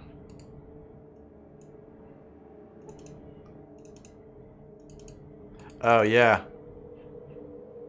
Oh, I definitely don't want to set up BTTV emotes at all. But thank you for suggesting that I do so.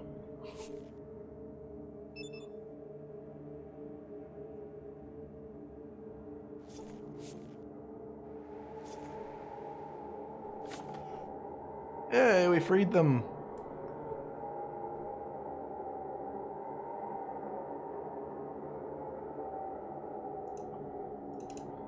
Um...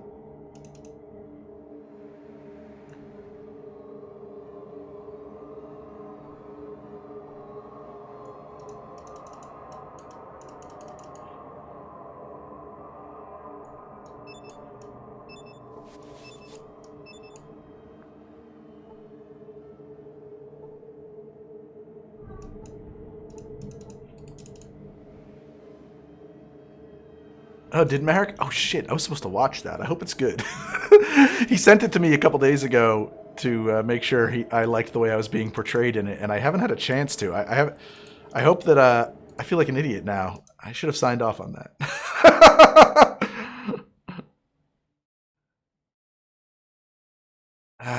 See, this is why we can't let that one get away.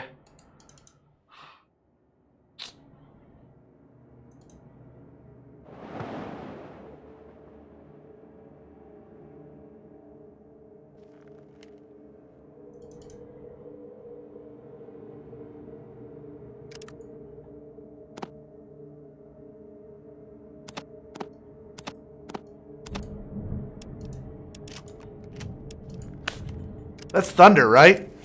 You're not just like moving furniture very loudly?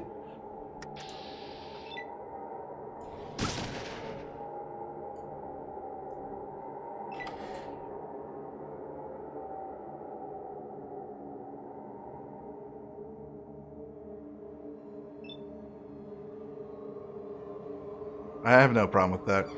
Kontaizumi. I don't. First off, that's not millennials. That's. I mean, the people who are that young are Zoomers. The youngest millennials are like 29 right now, I think. I think that's correct. The youngest.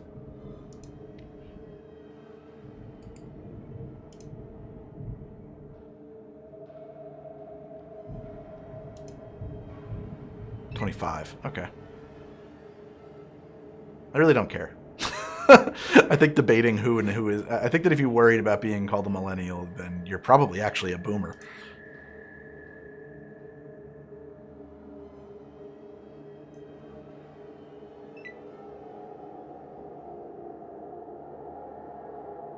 You'll pay for this later.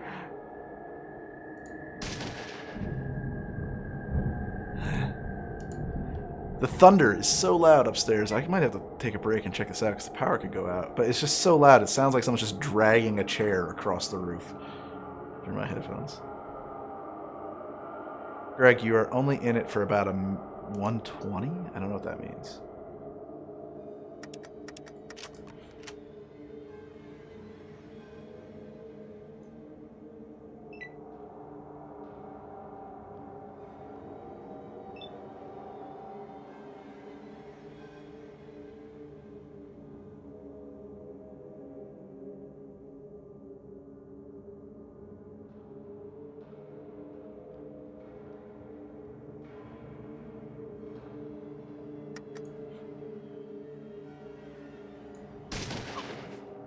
Ah! Can you go and finish her, please? Just do it. Just fucking do it. It's like, this is a bad scenario for us.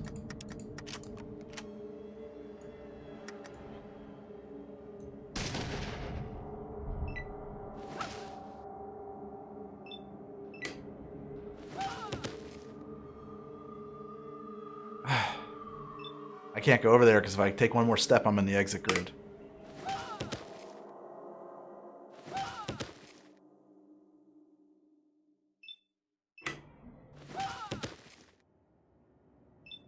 Finally. And that's the mess. We needed that message. You wiped out the slaver camp.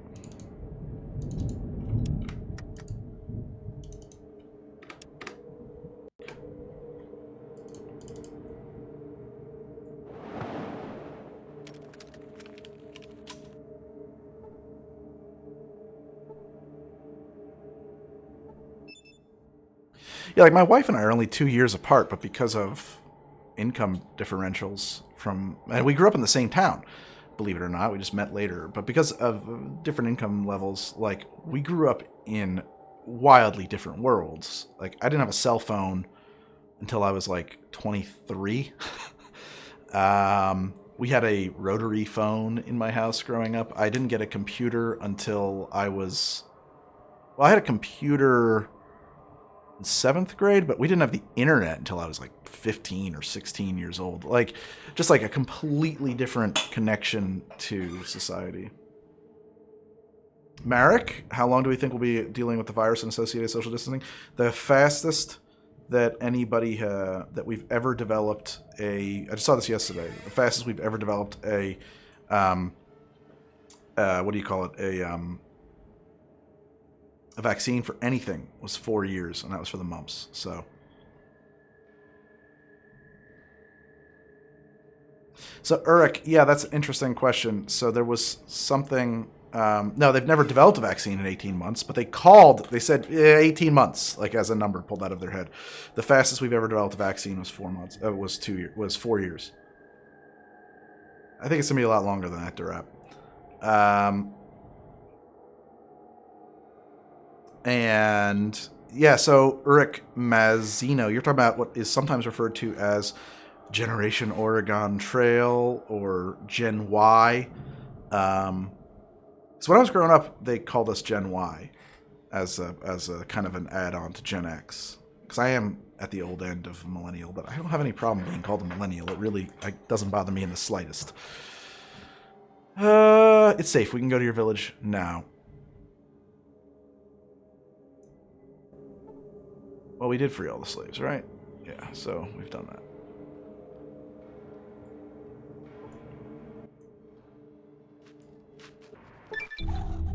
Oh, wow, we just transport to the village. Great. You're welcome. So how exactly were you captured? Just trading in nearby village. Slavers can. Bloodshed, chaos, and everything go dark. Waken package. Cage. Packed cage reeking of poop. Soon move to smaller cage. This one's like to be keeping. Peeped my handy slaves come and go. So I had to see people treated like cattle. What are you gonna do now?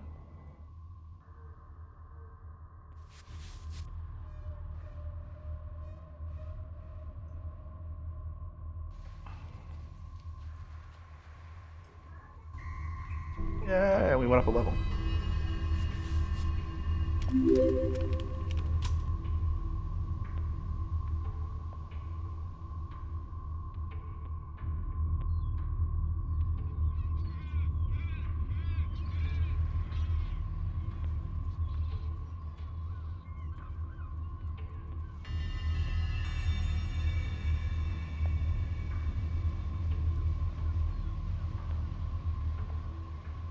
I did do the trade quest here, Durap.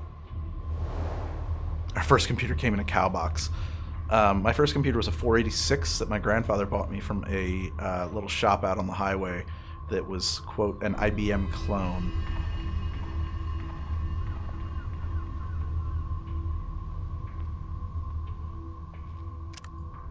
This is Commodore 64.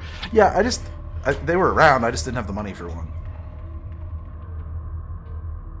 Once something is developed. It could be a year of testing the vaccines, but they're implementing so much more rapid means of development for those vaccines.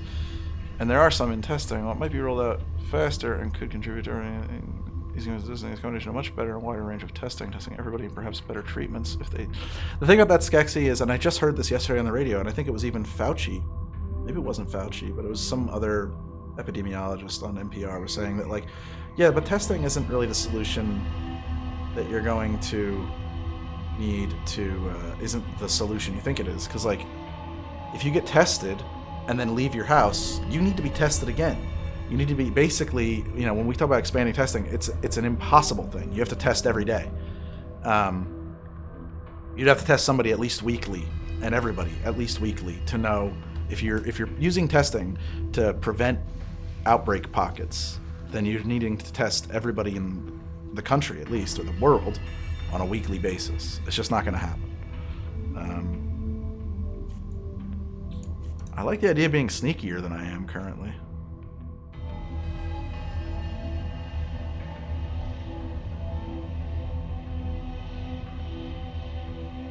Yeah, but Joe the Knave, I'm assuming, or Jotty Knave, I don't know how you pronounce that. I agree with that, Urk. I think that's fair. The antibody testing, the same guys that were on NPR, they were saying, and not in a very alarmist way, is like, you know, we need to know more about this virus, and we will in the next 6 weeks, whether or not having antibodies even can prevent, like, is even a sign that you're immune, because it doesn't work that way.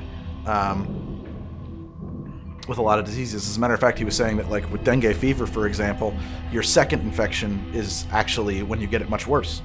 And it gets worse every time after that. And so since there is, and with coronaviruses in general, that type of virus, there are a lot of them that you do not get, you know, resistance in a long-term way, which might mean that a vaccine is actually not even possible. Because typically speaking, if you can't develop antibody resistance, I don't even know. I mean, I'm not a doctor, so I wouldn't know, but it seems like it would be impossible to develop a vaccine unless there's a vaccine that operates on a different principle. But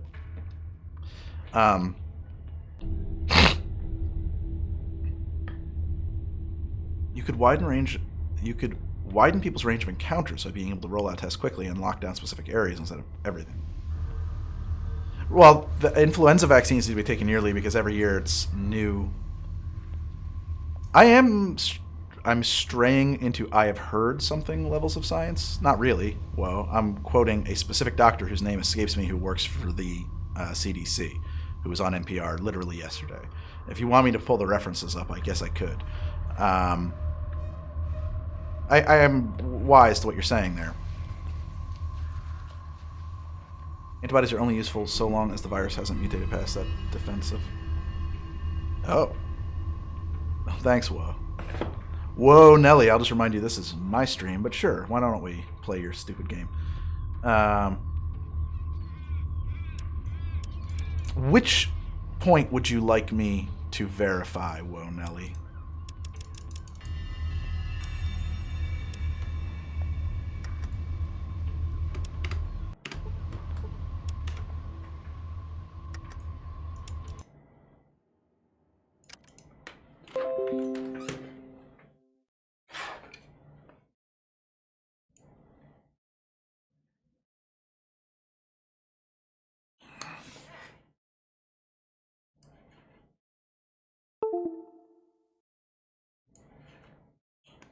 Yeah, we'll probably have a drink later. At the moment, I'm not set up with that. How did you get Fallout 2 working on your PC? I don't know. I just installed it. It works fine. I think I have the Steam copy, if that makes any sense. All right, let's see here. First things first. We're gonna have to turn on OBS. Fair enough, Eric. Yep, that is accurate. Okay, and we are on the right desktop. Good. Okay, next thing we need to do is pull up, okay, Google, and we will switch to Mac desktop. Okay. Oh, that's weird. I wonder what's going on there. We have to fix that real quick.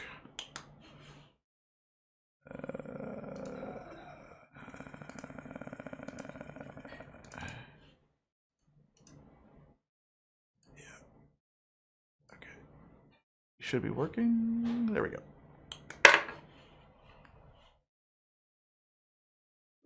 Okay. What was it? I was listening to, and that was yesterday, right? Yesterday's the day I went to the grocery store. Yes, so that was yesterday. So let's find the name of the doctor we were listening to. That was on the Brian Lair show.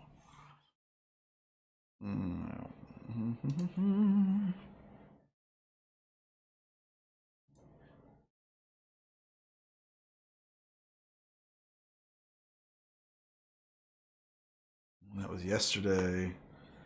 Today is, we'll see if we can just find this guy's name. Today's April 20th, so it was yesterday is April, today's the 20th, yesterday was the 20th. This is probably the guy we were talking to. So let's see if we can find a list of the guests that were on here. Is Harlan Krumholz, professor of medicine at Yale and director of the Yale New Haven Hospital Center for Outcomes and Evaluation, says hospitals are ready to treat people for non-COVID emergencies and urges patients to still seek medical care if needed. This was the guy who was talking about whether or not, basically saying that we will know in 6 weeks whether or not having been exposed to COVID-19.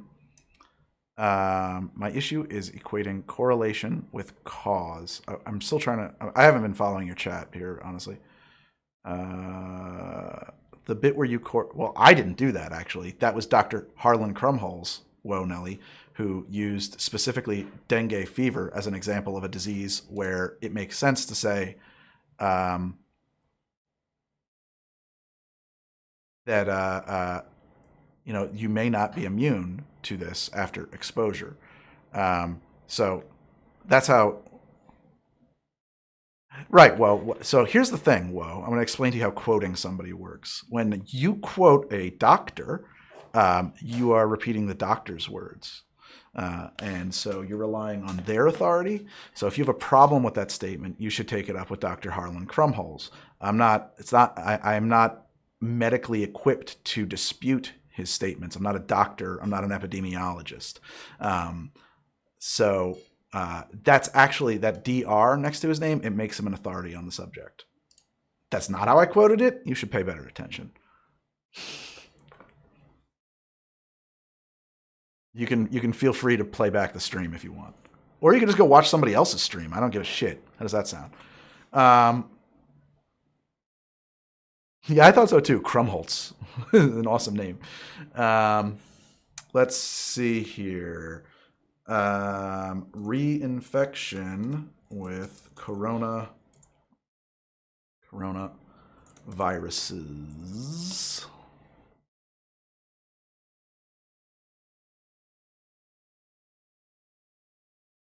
This is Time Magazine. Is that a... Can we trust that? Can we trust... here we are. Some clinical questions. We can trust Time, though, because sometimes it's useful to take a look at something that's written in language that is for lay people. Troubling headlines have been cropping up across Asia. Patients diagnosed because SARS-CoV-2, the novel coronavirus that causes COVID-19, was only discovered a few months ago. Scientists are still trying to answer many big questions related to the virus. World Health Organization is investigating the reports of patients testing positive, etc. Yes, we know that they are investigating with other coronavirus strains. Experts say the antibodies that patients produce during infection give them immunity to specific virus for months or even years. Okay, that's a good sign, but researchers are still figuring out if and how that works with COVID-19. I mean, months or years, it's interesting that it's not permanent. The answer has been, months is not actually very long, right? Because you get like vaccines when you're a kid that last all your life, and that's how vaccines work. They help your body develop antibodies. So the answer has huge implications for the spread of the disease, since researchers believe it will continue to crash across the world in ways, blah, blah, blah, blah. Can you get reinfected? There remains uncertainty. We just don't know. And as I said, Krumholz says that we'll know in about 6 weeks. Well, that's what I said, though. Whoa. I said that Krumholz said we will know in about 6 weeks, that the tests are being run right now. Experts say the body's antibody response triggered by the onset of a virus means it's unlikely that patients who have recovered from COVID-19 can get reinfected. That's good. Soon after the virus. Antibodies are normally produced in a patient's body around 7 to 10 days after the initial onset of a virus, blah, blah, blah, blah, blah. Instead, testing positive after recovery. Right, that makes a lot of sense. However, I do know that again, the fastest we've ever developed a vaccine to anything was about 4 years, which was mumps. So, COVID-19 risk, transmission, which bodily fluids? So breathing. It comes out of your breathing. I guess there was some stupid meme going around about your farts transferring it.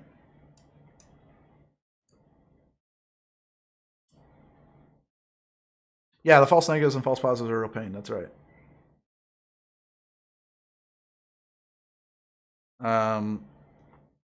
Do existing commercially available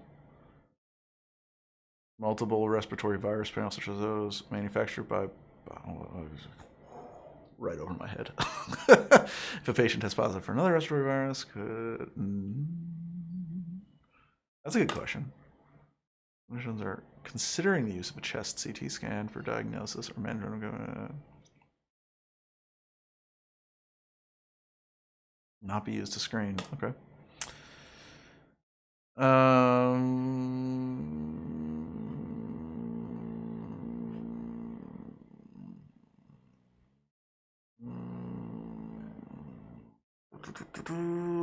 Are empiric antibiotics recommended for patients? I would assume no.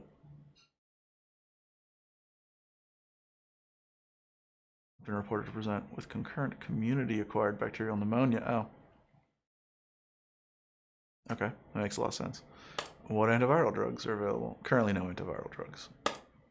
Should angiotensin converting enzyme inhibitors or angiotensin receptor blockers be stopped? I think that's for people who have, yeah, like hypertension and heart problems.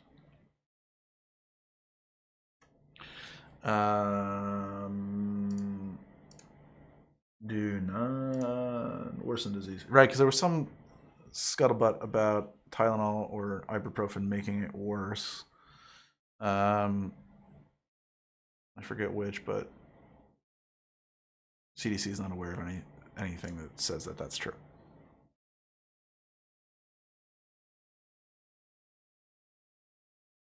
Correct. Yeah, Derap. Yeah, and it's saying that basically some people, because you're busy with COVID-19, little bacterial pneumonia can sneak in on top. Then I guess in that case, yeah, you gotta get those antibiotics.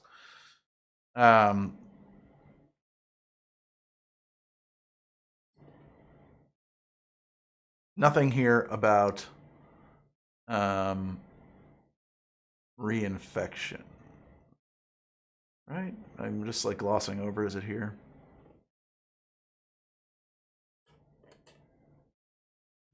Anyway.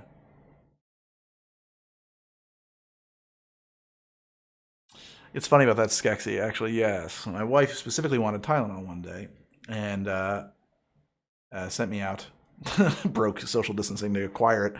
She had a bad migraine. She thought that would help, and we don't normally have Tylenol, and that is correct. Paracetamol, or whatever it is you guys call it over the pond.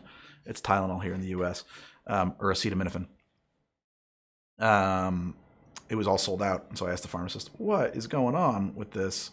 Why is it all gone?" And he says, "Yeah, some guy in France said that ibuprofen was making it worse, and now I can't keep Tylenol on the shelves." So Derap says for most coronaviruses, antibodies only last for a few months, which is I'm gonna assume that you know that from some you've read that somewhere trustworthy. That kind of is in keeping with what we just saw on Time magazine. That's not great. That's a bad sign.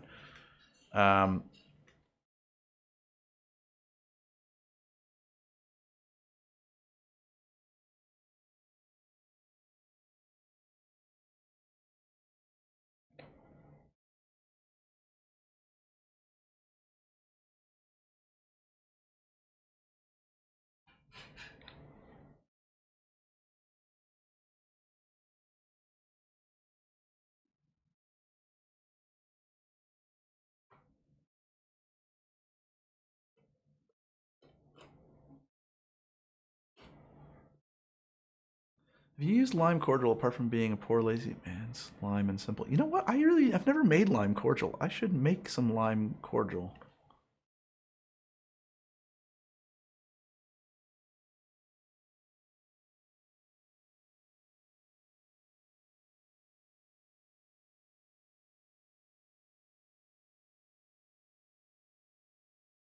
It's a bit heavy, Quitch, but I mean, it's fair. It's fair. I felt like I feel like it was a bit heavy-handed to, if I'm literally saying the doctor I heard on, the doctor I heard on the radio yesterday is something you can verify. You could just ask me, oh, what were you listening to? And then you could find the name of that doctor and let me know if you wanted to, if that person is trustworthy or not. Maybe he's not. It's a lot different than people are saying. People are saying, or I hear all the time, or blah, blah. Can we go on EBSCO host and look at peer-reviewed articles? When can I watch you stab yourself to death over a dog again? Maybe later. It's 3:30 now. I should take a break here. Well, I was stopping there anyway. I think that was a good place to call it for now. I was not planning to do a very long stream here. I should probably go grab something to eat, and then I need to. Is that pop up in my stream? No. Shotguns do a lot of damage to that dog. I'm going to strap a bunch of C4 to it when we finally get rid of it to their app. I think that's what we're going to do. Goodness, I'd be interested to see the credentials of those arguing what may be anecdotal evidence getting thrown around on the internet. But I'll probably pop back into the bar in a few hours and make up some drinks. Let's see here. It is currently 3:30 my time. Maybe I need like an hour off or something like that. So, yeah, 4:30, and then I'll stream again at 4:30 for a beverage. We'll do a little 5 o'clock thing, and I'll be back. So we'll take a little break.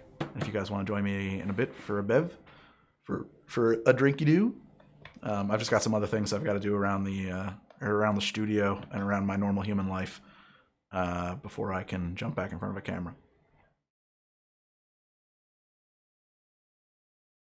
That's good to know, Skexy. 3 companies beginning testing on people for vaccines.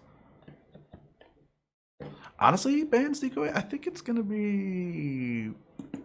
I think we're going to look at some rum. I think we're going to do... I picked up some mint the other day when I was at the grocery store. So I think we're probably going to do like a Queen's Park.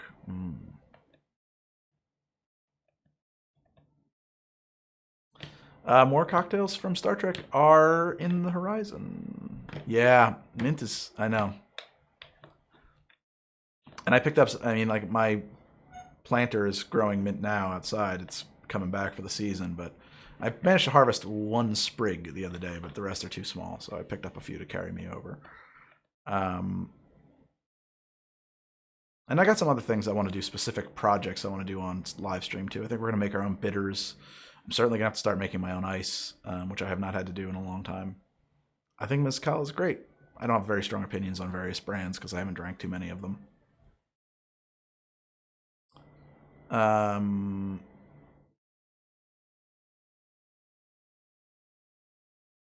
Blood wine is on the horizon. I don't know exactly where it is. And yes, we will be talking, of course, about clear ice. It would be pretty boring to watch me make regular ice. I don't know about the onions in the quarters of rooms. I don't know about Nuka Cola either. It's coming. I just don't know when.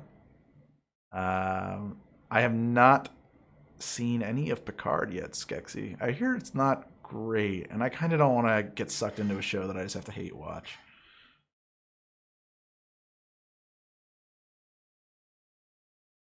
For now, Nostalgic Squid. Yeah, we'll be probably back later. I have this lemon elderflower syrup, and I don't know what I should put it in.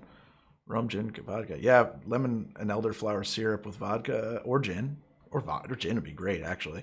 And some seltzer. Just make like highballs with it. It'd be great. Make a lemonade.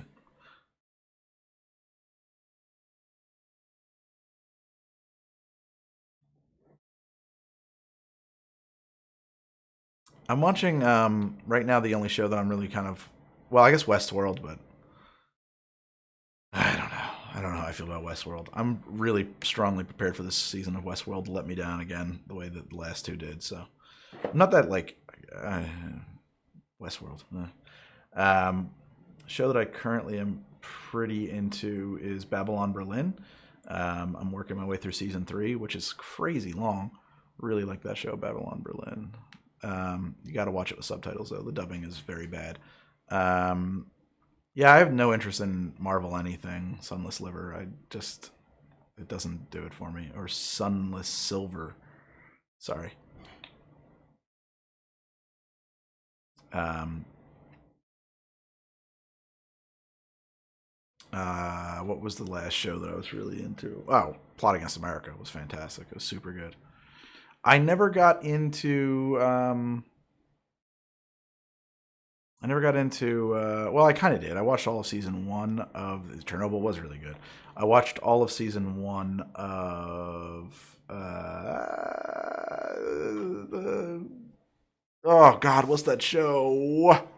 The one that everybody likes. That I'm the only person. Breaking Bad. I watched all of season 1 of Breaking Bad. With Better Call Saul being kind of a prequel to Breaking Bad, I don't know that I really want to dive into Breaking Bad or Better Call Saul, so I haven't checked it out. Um,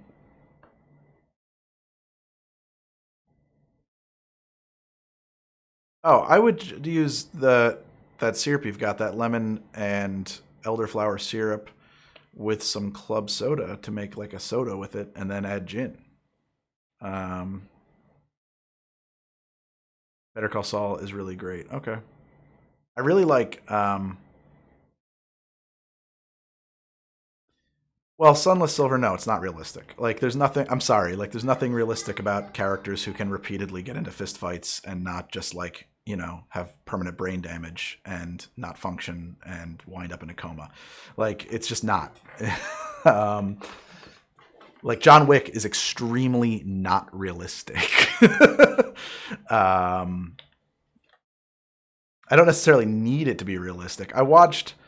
I'm joking. I got through, I think, the first 3 minutes of episode 1 of Daredevil, and I was laughing so hard that I just was like, "This is absolutely garbage." I couldn't get into it. I'm sorry to crap on the stuff you like.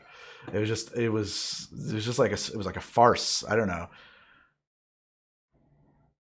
He's in like the confession booth or whatever. Ugh.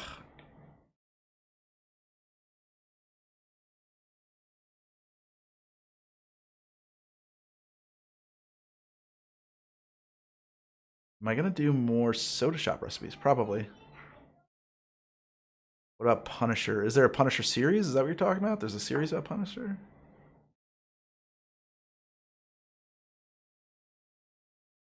I liked Mindhunters. Mindhunters is pretty good, yeah. It's I have some issues with Mindhunters. I don't know. I think Mindhunters is okay. I like Mindhunters. Shannara Chronicles, is that the one that's on MTV? If you didn't like Daredevil, you won't like Punisher. I probably won't. Ozark is fucking so good, so good.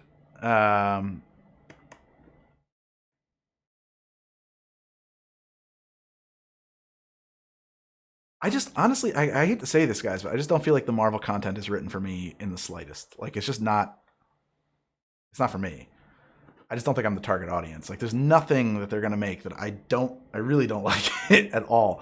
I I did like Tiger King. That was a good doc series. It doesn't really belong in the same conversation. I know. Hey, just one more thing. Uh, but just one more thing. Um, yeah, like Altered Carbon. I didn't make it through the first episode. Last Kingdom was pretty cool. Last Kingdom, I think it was like, what was it? It was like Last Kingdom, the first half of season 1, because like the first half of season 1 of Last Kingdom follows the first book in that novel series, was super duper interesting. And then when they introduced the White Horse tribe or dude or whatever, um, it kind of was like, I didn't really like the second half of that season, and I didn't pick up the subsequent third season or whatever it was. Um,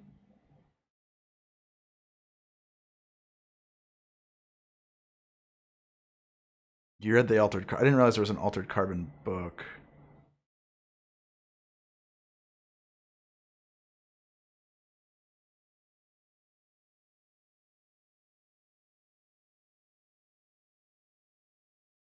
I like Mad Men. Mad Men was a very good show.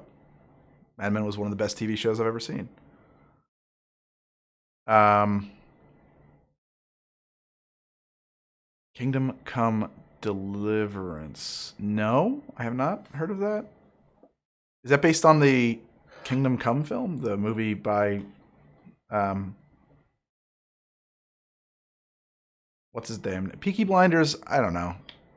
Oh no, okay, then it's not what I thought it was. There's a movie called Kingdom Come. I don't know why I can't think of his name right now. Well, I do know why I can't think of his name right now. It's an aphasia, but I can't think of his name right now. Um, I'm all right, fat potato.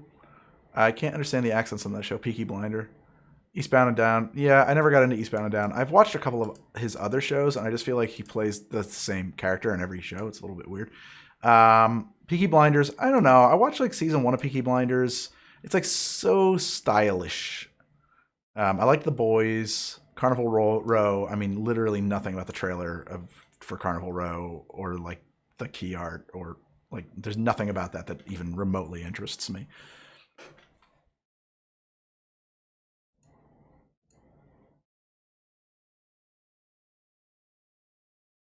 I thought Blade Runner 2049 was a very good movie, a very good Blade Runner follow up. I just thought that it was so depressing. Like it has none of the fun noir elements that Blade Runner had, which kind of make it like, even though it's a very depressing and miserable setting, like there's something just kind of cool about Blade Runner that you want to absorb yourself into a little bit. And Blade Runner 2049 has none of that. And that makes it sort of a kind of miserable experience, but it's very well done. It's super good. Man in the High Castle is one of the most uneven shows I have ever seen um, in my life. Um, Man in the High Castle. It's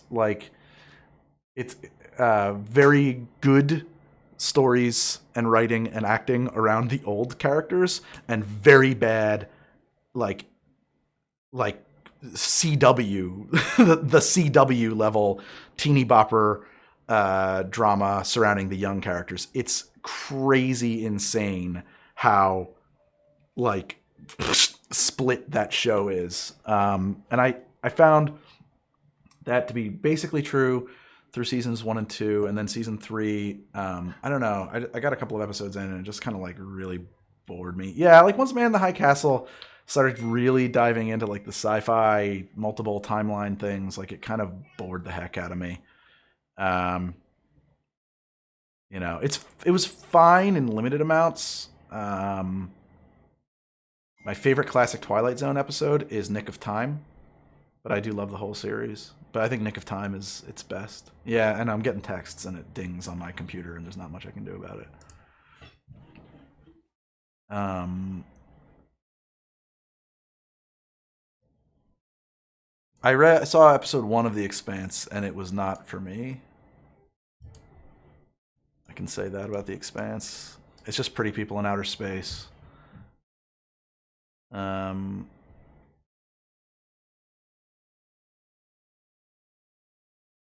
no, I didn't read The Witcher. I really did like the show at all. I thought it was incredible. I'm sorry, I really disliked the show. I never saw Catch 22 series, but I've also never read the book. I feel like I should have read the book. I'm interested in the new Dune, but I gotta tell you guys, I'm not. This is bad for being a nerd. I'm not a huge fan of the book Dune either. Like I have a lot of problems with that book. Um, do I have any tips for a coping mechanism for 21-year-olds getting gray hair? I mean, certainly embrace that. I think that's cool. You can always dye your hair too. Like that's not a big deal. I'm sorry, I'm trying to follow this chat room. It's kind of wild. It's not low fantasy as I've been told it is super high fantasy. What is super high fantasy? Like I'll tell you guys right now, like if this really starts getting thin, I'm getting plugs. I'm gonna get good plugs. You'll never know, but I'm getting plugs. I'm not gonna just like let that happen. um, well, that's not nice, Hammer. If he hates it, don't do it. Um,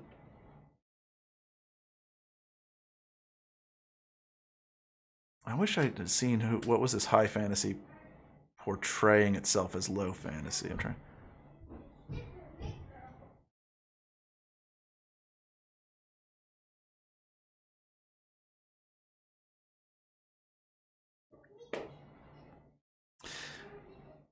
Yeah, but if you've been following the game I'm running, Joe the Knave, my D&D game, it's it's pretty grounded. There's not a lot of escapism in it. The only escapism for me in D&D is that you can actually do something about the hand you're dealt. Like you can do something.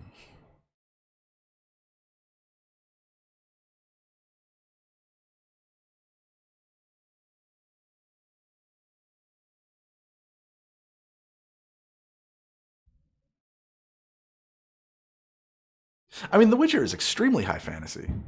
There's nothing low fantasy about that. If you've got a wizard who can stand there and do wizard stuff, there's extremely high fantasy. There's no reason.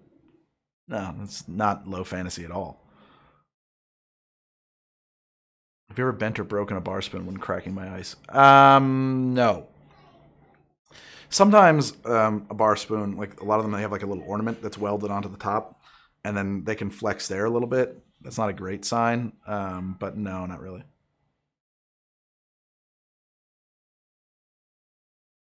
I mean, that's accurate to life, Rick Mazzino. Like what was that? The first episode of The Witcher. First off, so much of that episode is the opposite of filmmaking. It's, like one of the rules is show don't tell. The more you can do with pictures and the less you do with dialogue, the better. Oh my God, there's so much just like describing histories, not even showing you histories, just like telling you this story in that stupid wizard's secret room or garden or whatever forever. Oh my God, it was just like the worst. And then when everybody's in that castle and they're trying to hold off the bad guys and they have the wizard there and he's going to like hold up a force field. Like, so, but his force field's I can only do this for so long. Why does it exist?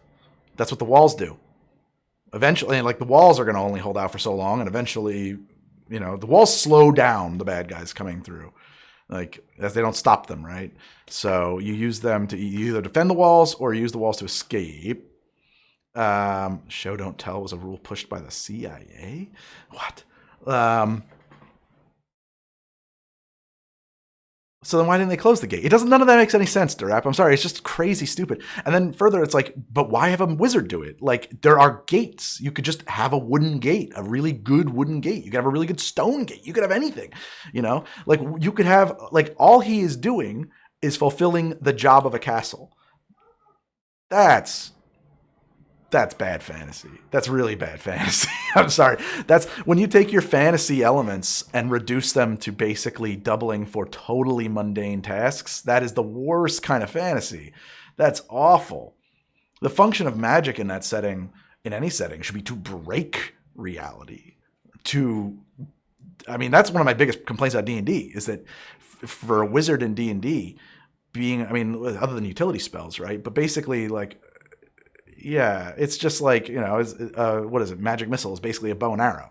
Like, it just fulfills that job. Or like, the Eldritch Blast that a warlock has. Like, it's just flavor. It has no real difference in mechanics. It doesn't actually change the way things are. It makes it not magic. Yeah, I'm not actually familiar with the Dragonlance campaign setting. I totally randomly picked up a Dragonlance novel in grade school once and kind of read it, but I was like, I didn't know what was going on. It was like probably book 5 or something. So and then like, you wouldn't use magic to make a drink just because you could. Yeah, I'm just saying that if you're designing a setting, you shouldn't design magic to work that way. Like, what was it? Yeah, but then also Eberron has like steampunk robot people. Ugh. Hate it. I had a point though, but like, and then like they're in the castle and he's gonna hold the gate for a while, right? And like, what do they do at that time? Nothing. They just distribute poison, which makes no sense. Like, there's not a way out. There's not like a tunnel to escape. Like, you built your castle very badly. Like, I'm sorry. That's crazy. That's really, really dumb. I don't hate steampunk. I like steampunk. It's just fashion, though. It is just fashion. It's not like a valid. It's not like a. How can I? It's like you could literally take anything and just put it into steampunk. It means it doesn't. There's not a steampunk story. There's not a story that you need the mechanism of steampunk to tell. There are stories that you need science fiction to tell. Ideas that you can only explore in science fiction. Ideas you can only explore in fantasy or in horror. Like, that is, genres exist as a, they grow out of a necessity, right? All of those punk genres are just fashion. They are completely without necessity.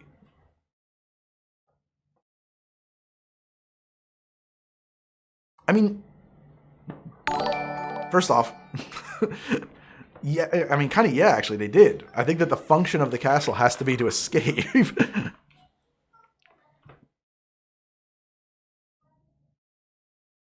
No, cyberpunk is real. Cyberpunk is a actual, real response to what was going on. It is an actual, it's a corner of speculative fiction that made a lot of sense. It comes out of what was happening in the global marketplace in the early 80s. It is... Well, I mean, Joe the Knave, all I can tell you is that castle wasn't very good at surviving sieges or helping the people get out. Like, everything about that castle failed, and it didn't make any sense why. It didn't make any sense why at all. At all. You guys know about, what's that one in Wales, that castle in Wales?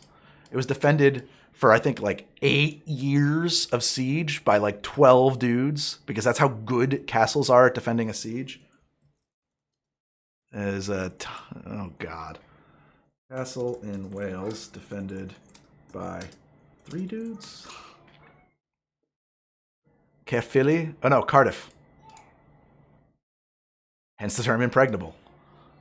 Was it Cardiff? I don't think it was.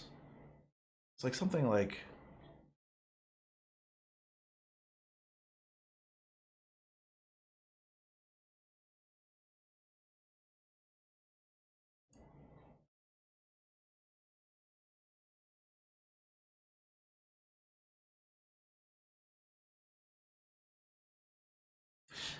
I thought it was something that, like, oh god, I just remember the name reminding me of a Wicket Gate, but I don't think that's correct.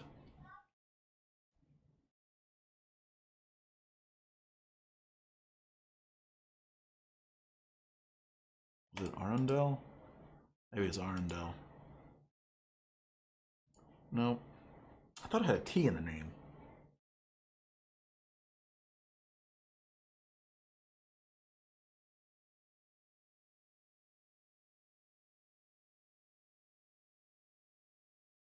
Yeah, it was like they basically, I forget where it was. I know it was in Wales, and I forget which castle it was. It's like right downtown in a city now, so I don't think it's Cardiff. You did miss the Fallout part. I'm getting out of here in a minute. But the castle was held for, I think, 3 years. Candia was 21 years. Maybe it was Candia. By like a non-force. I mean, it was like less than 10 people. I think that Snakes on a Plane, that'd be great. I've been pretty... Siege of Candia? No, I don't think it's that. That's a city. This was just a castle. It was just a house. I'm going to need the source of the doctor who said that. Yeah, I'm trying to find it. I thought it was like... here, let's just do famous castles in Wales, and maybe the name will jump out at me.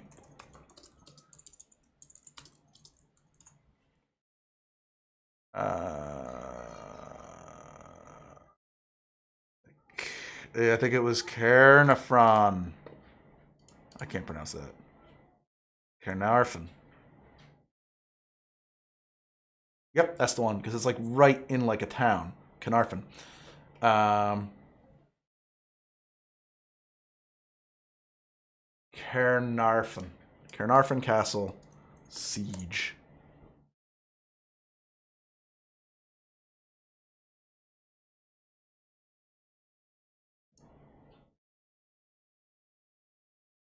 I've often talked about how the final season of Game of Thrones really bungled the Battle of Winterfell, considering there was a force of the undead outside, surrounded by winter, and that they had no, like, basically no need to eat, no need to resupply. Um, I don't understand why that wasn't a siege, and I think it would have been much better, much, much, much better than, you know what we do to death? We fight it. Is so dumb, so incredibly just like the dumbest, smooth brainedest ideas you could possibly have in the writer's room. Like, we'll just go out and fight the zombies. Like, dude, how much cooler would that have been? I mean, like, they were just like waiting for the attack and like, never comes, never comes, never comes. Just darkness, winter, and cold. And now it's Dust Boot, and they're starving, and it's crazy, and months are going by. And like what it actually turns into is a breakout. Like the heroes have to escape and somehow run the blockade to escape the castle to reconnoiter with King's Landing. I think that would have been so much more interesting, and than what we got, which was just that's not like why were the good guys outside the castle? That doesn't even make sense. Why would you waste your why would you? Yes, like the Boltons. Yeah. Why would you waste your cavalry in a charge against zombies when you have a castle? It's crazy. It's crazy. Well, Snacks, they should have written to a different conclusion if that's a problem. I do not want to see big epic battles. I don't care. I just don't care. It's boring. I'm not interested.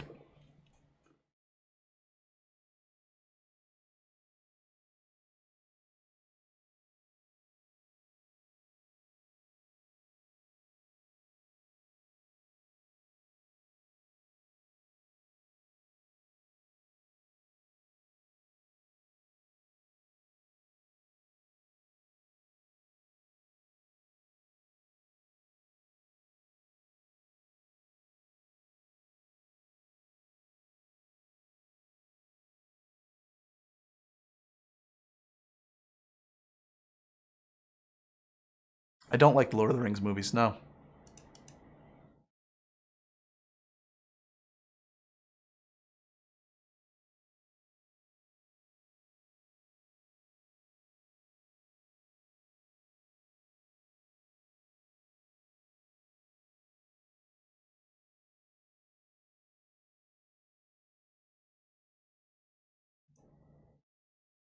What do you think about double lift going back to TCM? I don't know what that means, dude. Do you like anything? Yes, I like things. No, I'm not just being a contrarian. I don't like the Lord of the Rings movies. I think they're bad films.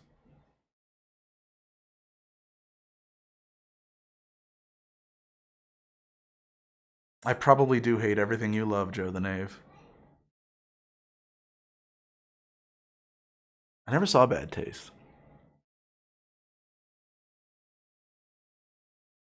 I think Martin has screwed himself. I think George Martin had a he's like a DM who had a very specific story planned, and it worked.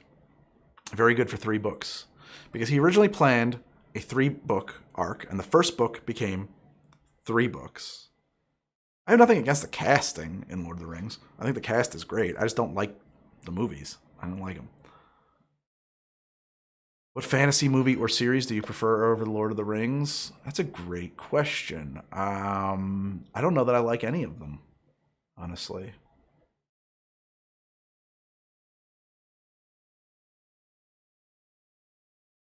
It's a good question.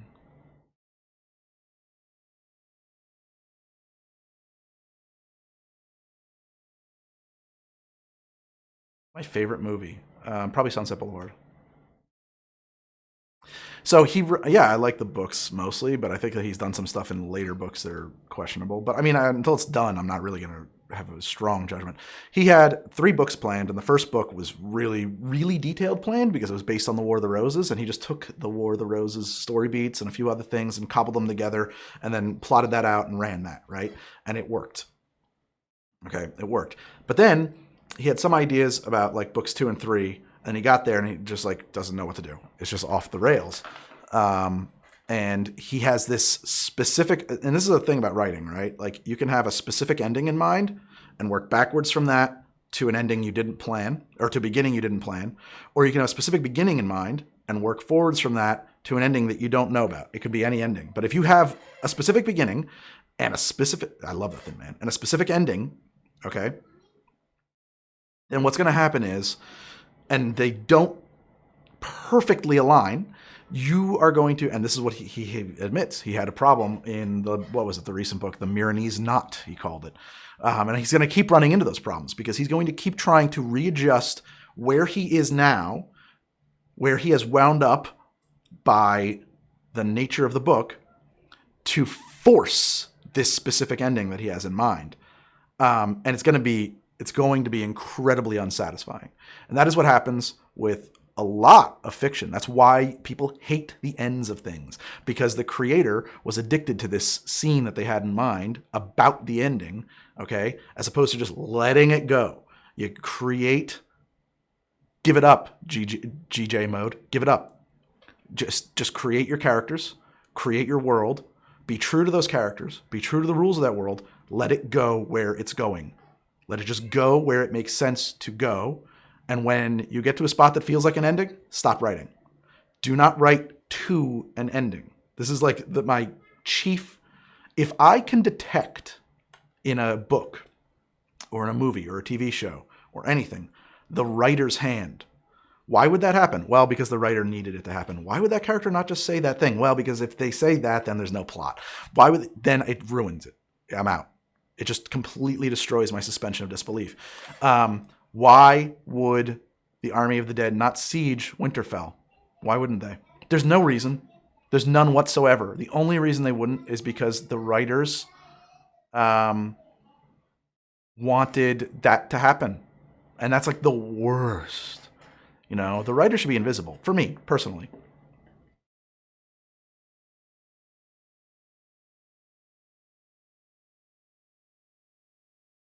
It happens, Green Tea Arrow. It's just not something that's going to happen frequently. I mean, yes, you can work from the ending to a beginning. You can totally do that.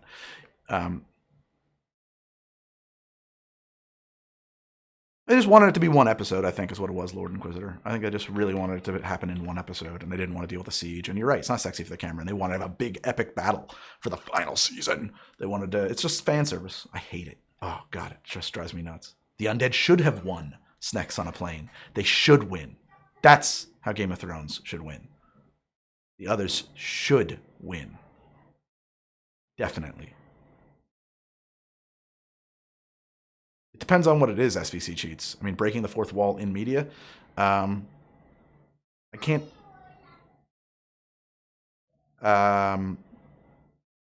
There's. Where does that even come up?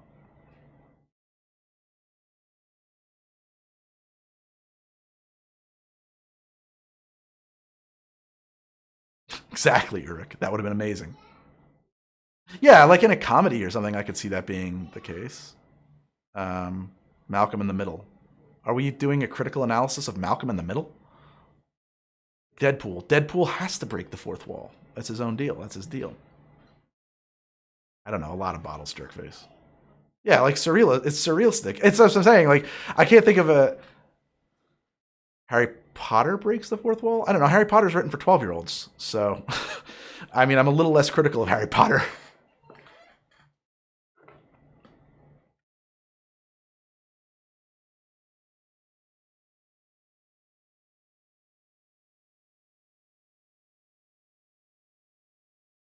Yes, but I don't like Witcher. Hey, the last book was written for 7. You know what I'm saying, though, Joe the Knave? Like, it's a whatever. Whoever it's written for, it's not like I'm not going to be hypercritical of it. I think it's okay. I think it's pretty okay. There's definitely some huge plot holes in it.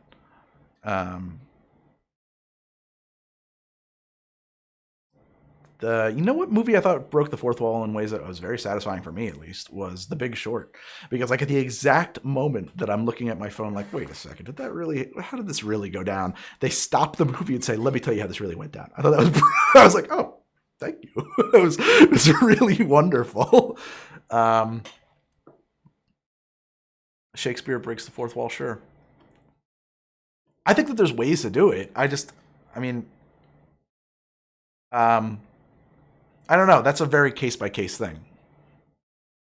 I guess an aside, the audience, the writer saying, "Hi guys, I'm the writer and I want to talk to you directly," is preferable to bad writing.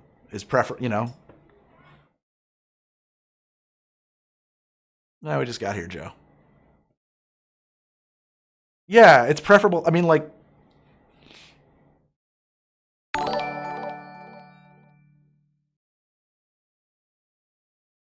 trying to think of what that would even mean, Vlad the Inhaler, yeah.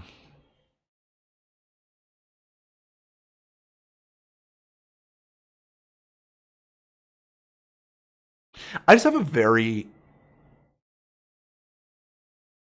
I played Super Hot the demo. It seemed like a really neat game mechanic. I didn't really play it. I just checked it out. I was like, ooh, this is cool. I have seen Cabin in the Woods. I didn't like. I don't like Joss Whedon though.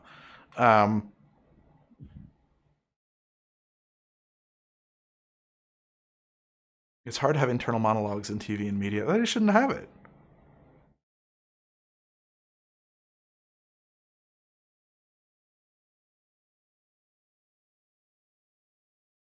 Like one of the things we're talking about Game of Thrones again, I guess. Like one of the things that was so frustrating in the show was watching Littlefinger talk to people, tell people, you know,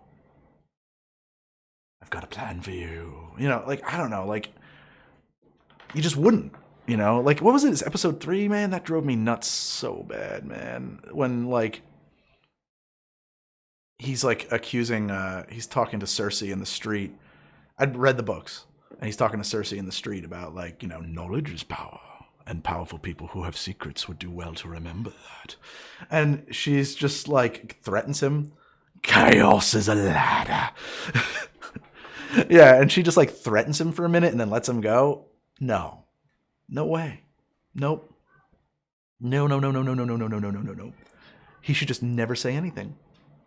It's okay to have the characters be smarter than the audience. It's okay for the audience to not have any fucking clue what's going on under the surface behind somebody's eyes. It's okay.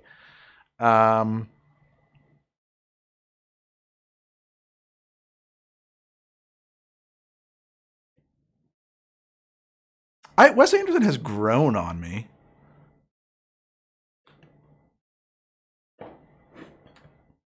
Who wouldn't stay invested, Joe the Knave?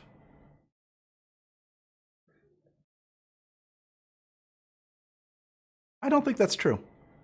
I mean, I think that there's enough other things going on to pay that off when it gets paid off. Okay? So in the TV show with Littlefinger, because there's telegraphing this, that Littlefinger's the schemer, basically from episode 2 or 3. He's the schemer.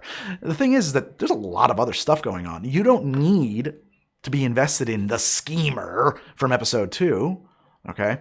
You can just like, the audience is focused on the other things going on, and then like midway through season 2, you find out there was a schemer all along. Much better to me. And then you can stop and be like, oh my God, and it just unwraps all these other things.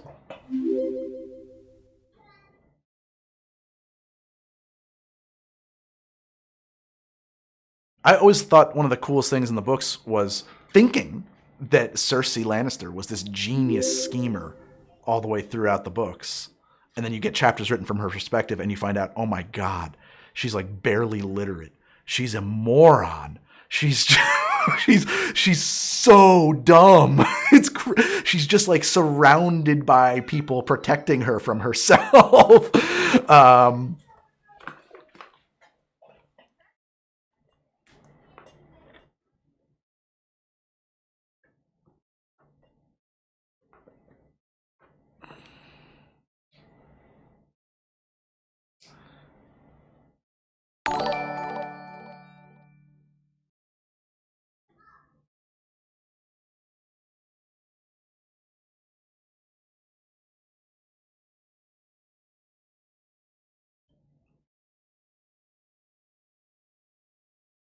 It's also like in the final season of Game of Thrones, right?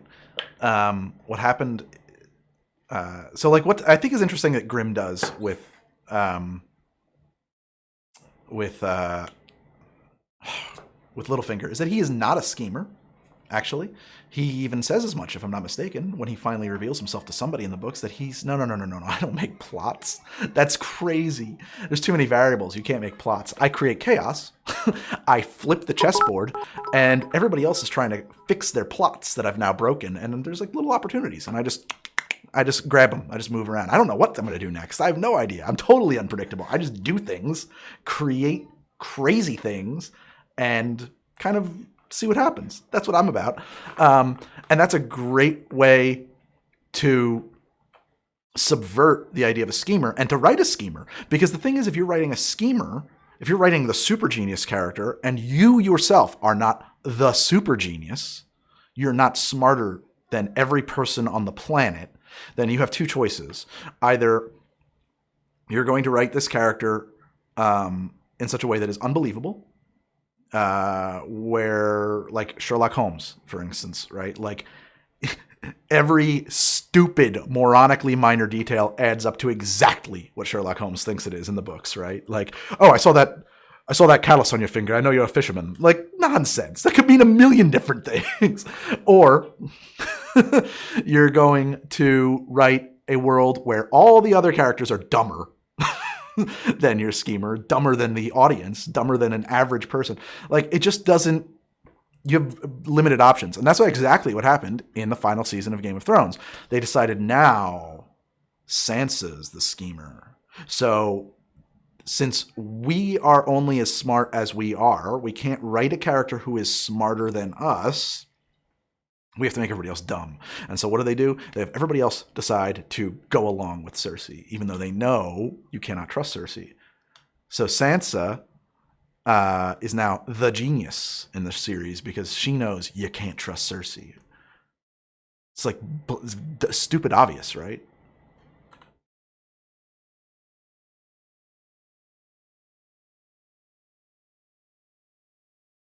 Usual Suspects, yeah, that's a good one.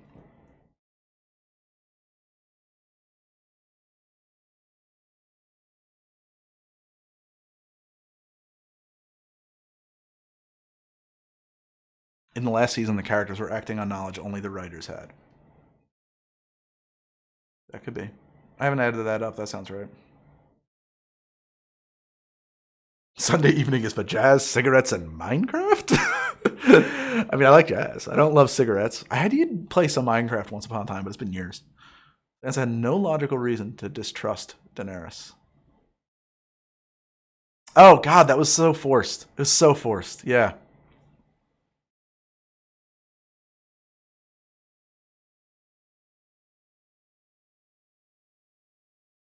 Oh, jazz cigarettes.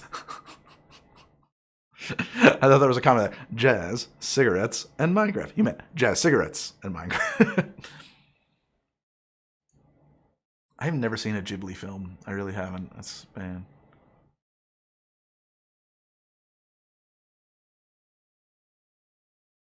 That's true, Jugger. That is true.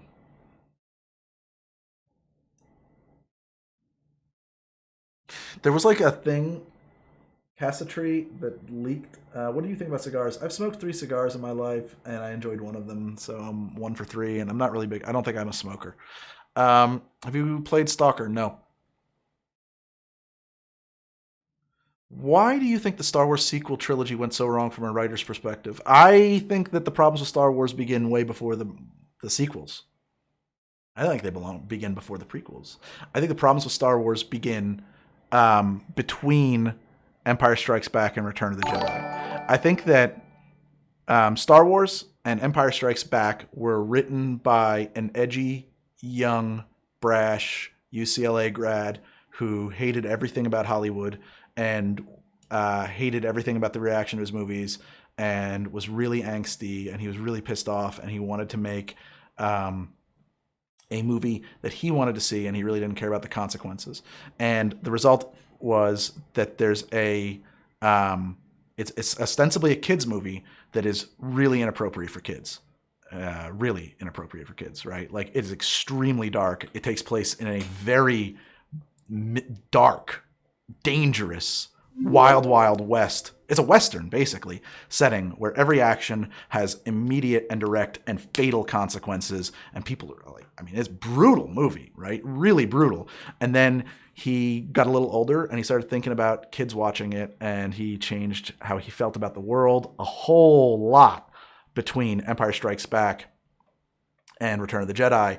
And so Empire Strikes Back ends the last time you see, and this is a perfect example, not decided to make it marketable, thought about who's watching this. I think he really thought, honestly, I think this as a guy who's gotten older myself, I think he actually thought about the societal consequences of kids growing up on this content.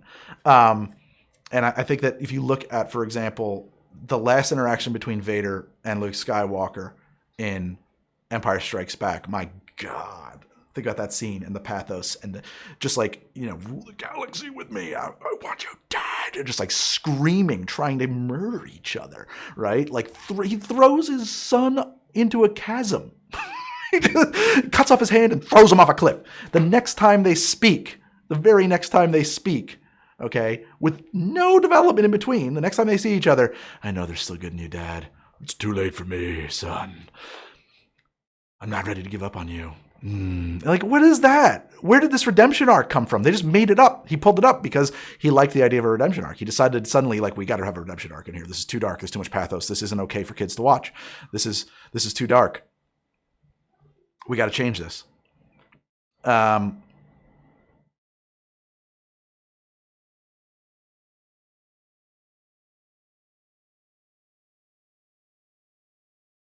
I think that's really what happened. And then I think everything that happens after that happens in this new world. That's why there's teddy bears in Return of the Jedi. And I love Return of the Jedi. I grew up on it. I'm just saying that, like, if you look at it, if you're really trying to be objective about it, Empire and Star Wars take place in a different universe from Return of the Jedi and everything that happens afterwards. He wanted to be there to be a good invader because he was worried about becoming him. Yeah, I think that's what happens. I think that's what happens to all of us.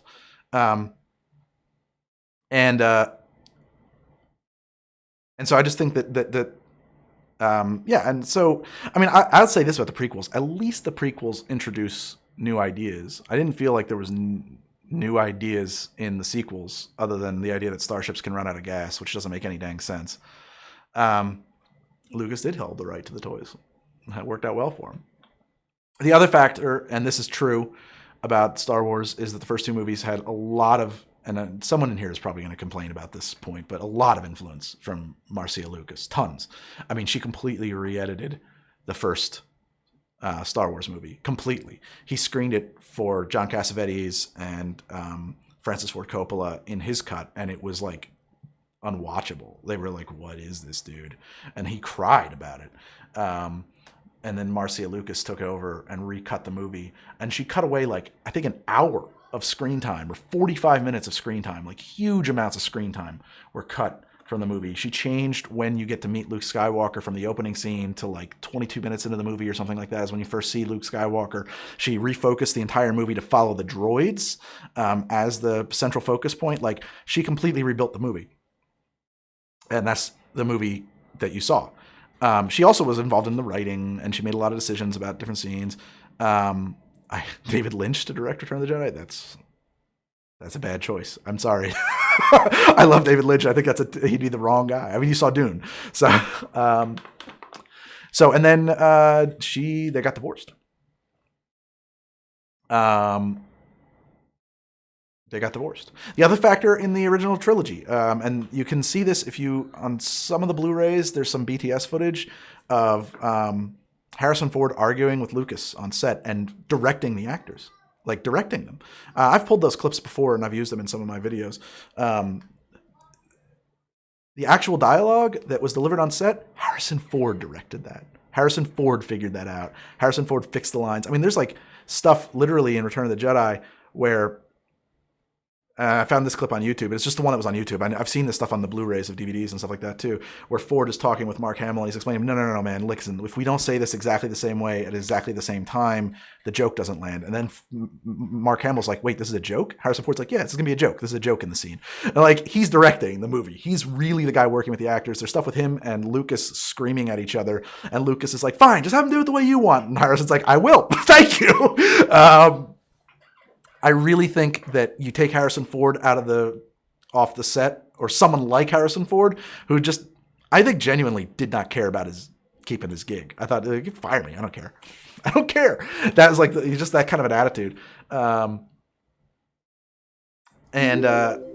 You take him out of the room, and you take Marcia Lucas out of the room, and now and you've got an older guy with different ideas, and I think that what ended up happening is there's just nothing there to salvage. It's just not good.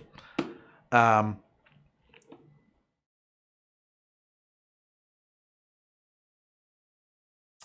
surprised Harrison Ford never directed.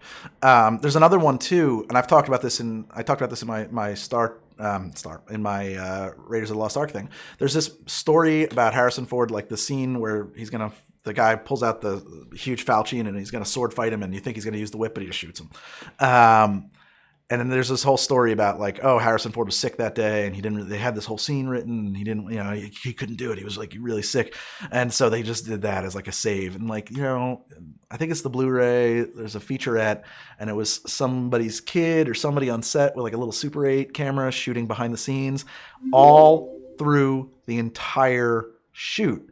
There's behind the scenes footage of Harrison Ford talking to the stunt coordinator saying like, but why don't I just shoot him? I have a gun.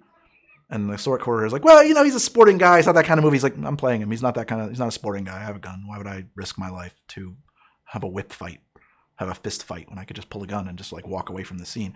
Like, he didn't understand. Like, he had, I don't think that story about being sick is true. I think that I think he was sick, but I think he was advocating to not fight from frame one of that movie.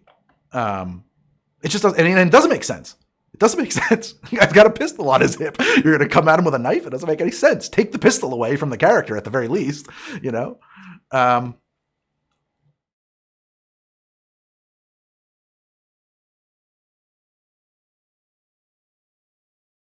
so I just think that that's a story that they made up to cover for the. Do you have a loose script for your show, or do you just have some ideas about what you're going to say?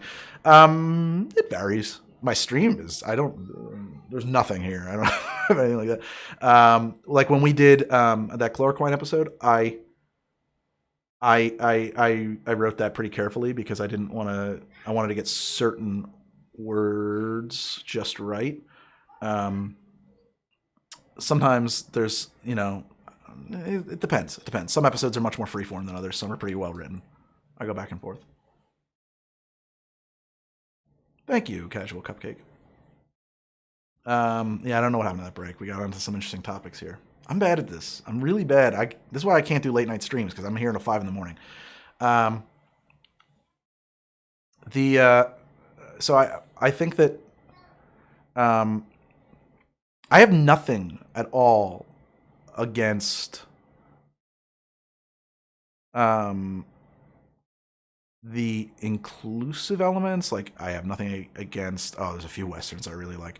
I have nothing against a female lead, a Rey. I have nothing against that. I have no problems with any of that. I have just my problems with like the new Star Wars movies is that they were basically like, there's no new ideas, and that the one new idea that they introduced, as far as I can tell, I guess I haven't seen the final one.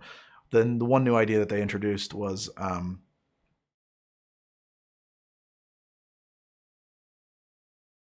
I do not script dialogue. I'll just improvise it. I try to come up with characters who I know how to play, and then I play them, and I just do it that way. My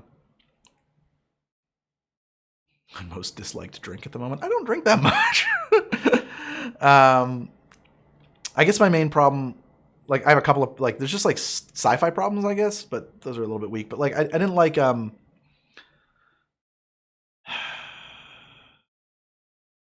well, that's why I said I did not see Clone Wars. No, I mean, I think that's one of my. I did not watch Red Letter Media. I think that's one of my problems too. Is that, like, they were like looking for directors for it. It's like, who would want that job? You're not going to make anybody happy directing Star Wars. You're only going to annoy people. I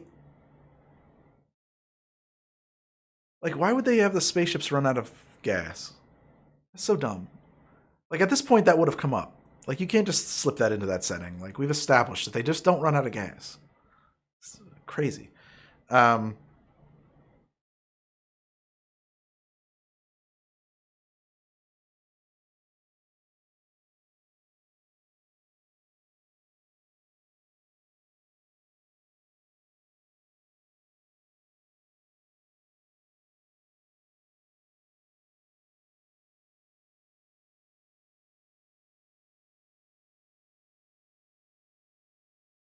I don't think Ridley Scott's going to be around that much longer, Mythic Frost. I mean, Blaster Man, why are there not hyperdrive torpedoes launched from the ground? like that's a there's a lot that hyperdrive kamikaze move raises a lot of questions. Like, dude, X-Wings have hyperdrives. How many pilots did you lose storming the Death Star when you could have just hyperdrove one X-Wing on remote into that thing? Like, nah, I don't have a list of my spirits. I just know what I haven't run out of yet, probably, and sometimes I'm right. I have not. I got to rewatch Rogue One. I fell asleep when it was on. Yeah, like R2D2 is really good at flying an X-Wing. Just let him do it.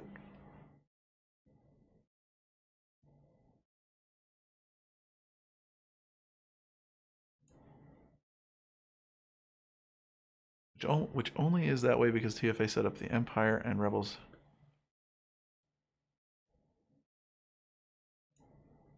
Yeah, but Agent Venom, if it doesn't even play by its own rules, how can you get invested in it? It's literally like anything could happen. It doesn't make any sense. Oh, it's funny, Long Ray, why could there be sound in space? I read a great bit of sci-fi apologism for that I actually like. That the starships have sound generators inside of them for the crew to help them with positioning data. That's a projection from inside the cockpits of the spaceships, so that, because like sound is a great way to know where things are without having to point your eyes at a screen. You know, if I can hear you flying over me, I know you're over me, and if the ship is making that sound, simulating it for me, that makes a lot of sense. I like that. The Mandalorian. Like 3 episodes of The Mandalorian are real cool. I don't know, man. It's for kids. It's hard for me to watch stuff like that. I mean, I don't know. It's just like it's hard for me. I don't know. Why have live people as crew? I agree.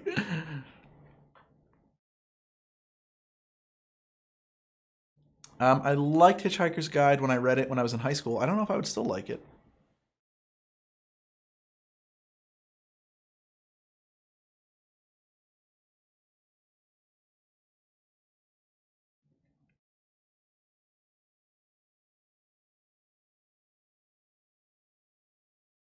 My go-to bourbon is Old Grandad bottled in Bond.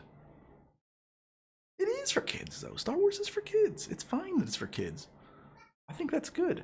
I'm looking forward to watching the new Star Wars movies with my daughter when she's old enough. She's not right now. And I will enjoy them in that respect. I think that'll be fun. Sure, I mean, nobody enjoys 2001. You watch it. 2001 is it's treatise, you know, it's work, but I like it.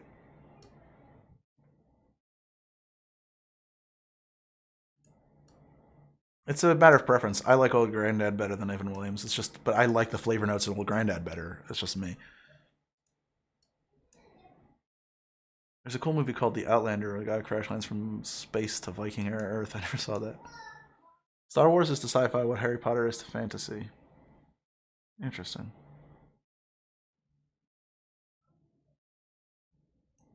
Go to Jamaican rum. Smith and Cross. I haven't seen Solo.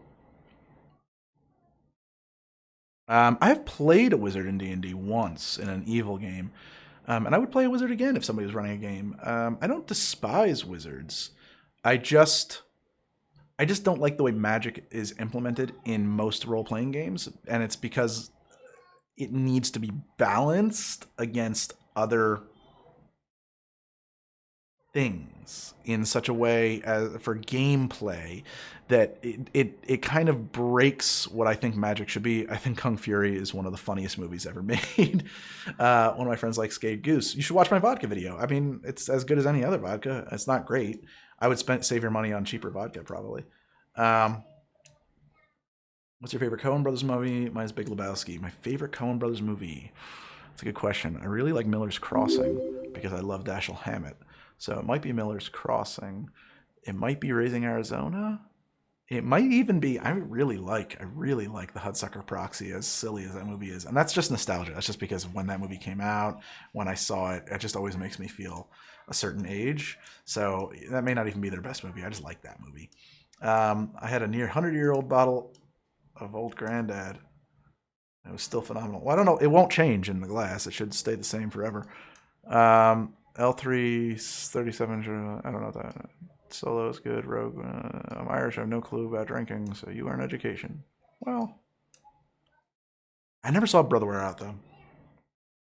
I like Mage the Ascension. I like Mage the Awakening, and I've never played Ars Magica, but I'm developing a mechanic for D&D that somebody told me, oh, that's a lot like how Ars Magica does stuff. So that's actually something that's going to be in my campaign.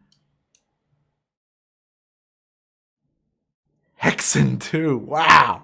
That's a deep cut. Magic is pretty balanced.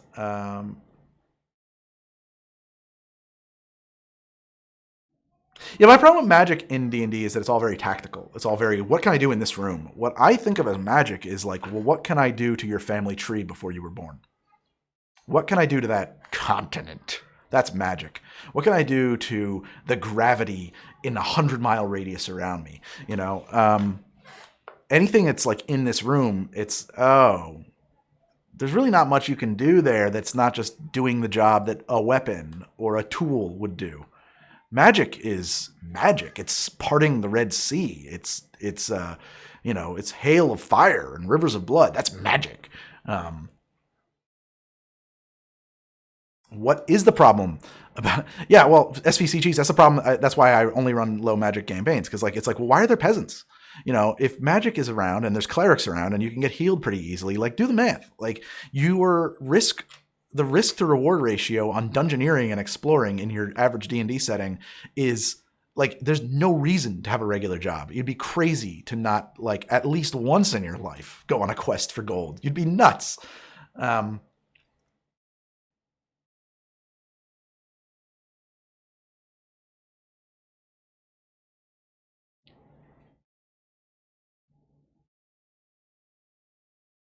Yeah, Monday nights, every other Monday night at 9 p.m. Eastern. We're looking at a different time slot because honestly, the past couple of weeks, that Monday night time slot hasn't really worked out for us. Like fewer people watching than a random middle of the afternoon Fallout stream. So I'm not really sure what's up with that. Um, I wish we could play weekly. I might have to start a second game to do that because my players won't play weekly.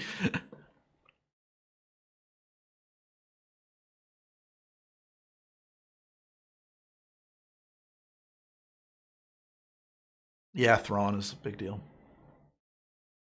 Thank you, Funk Jesus. Oh, you want to play? Okay. I will always remember an example I heard about Mage. A mage was fighting a werewolf, and a mage turned his fur into silver needles and then pushed them into the werewolf for aggravated damage. Well, that would be a very big move in Mage that I don't know about a storyteller permitting. Kind of depends on a lot of situations. But I guess with the right stat rolls, you could do that.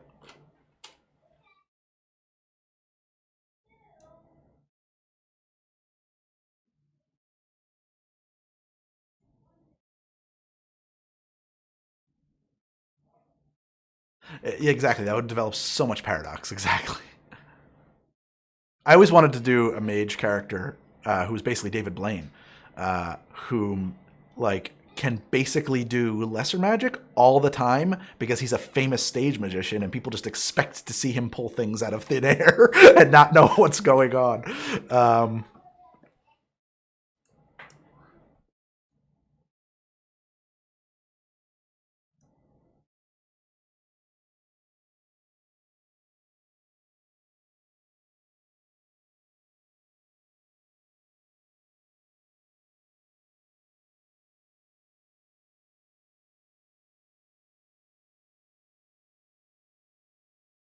I love Warhammer. Yeah, I used to play Warhammer 40k.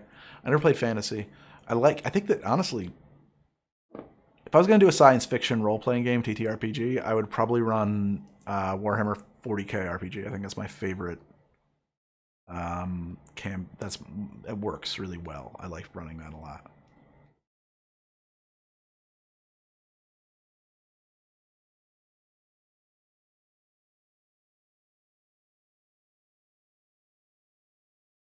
Age of Sigmar, maybe. What I like about the Warhammer 40k RPG is that I mean, I'm specifically talking about playing either as Rogue Trader. Well, that's what I'm saying, Durap. Yeah, I would either want to play Dark Heresy or Rogue Trader. I think that once you start playing as Space Marines and stuff, it's kind of boring.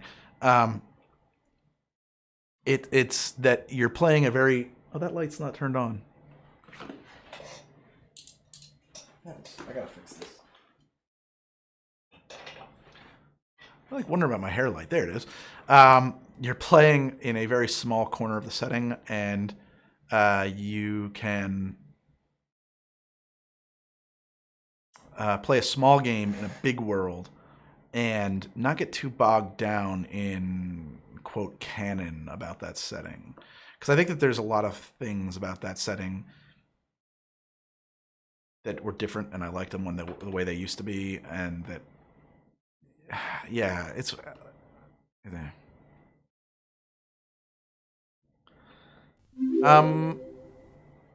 I guess. I don't know. I don't really want to play a game where you're Space Marines of any kind. And I think in Black Crusade, aren't you Space Marines, or are you just cultists in general? I just played Starfinder. I never played it. I don't know it. What is that, Shirox? If you do Dark Heresy, be sure to use the updates they have. They rework the Psyker system after and use it for all the other games. It's much less complicated. Oh, cool.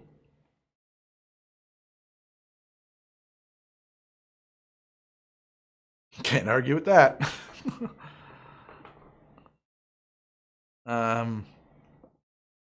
Yes. Lord Cthulhu lies sleeping in his city relay. Okay, it's cultists or Space Marines. Would you have for running a game of Shadowrun? You know, I never played Shadowrun. Starfinder. Oh, it's the space skin for Pathfinder. Interesting.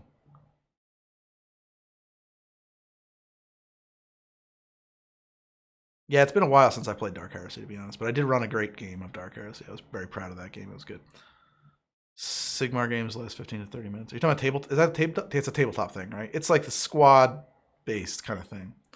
Oh, there was like a Warhammer Fantasy squad-based game that we were into before Age of Sigmar.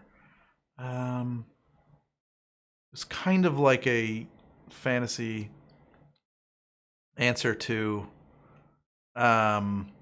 I'm trying to remember the name of it. No, it wasn't Vermintide. I liked it, though. It was kind of a neat idea. We played that for a minute. I mean, my friends and I. What's my least favorite tabletop game you've ever played? Oh. I don't like Talisman at all. I don't like it. I just think it's boring.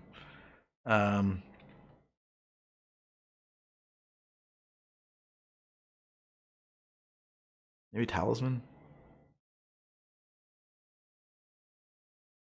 You know? Are we talking about, like, any tabletop game? Like Hungry Hungry Hippos? There's only one collectible card game, and it's Magic the Gathering. So no, I don't know what you mean by what other collectible card games did I get into. Mordheim, yes. Yeah, it was Mordheim.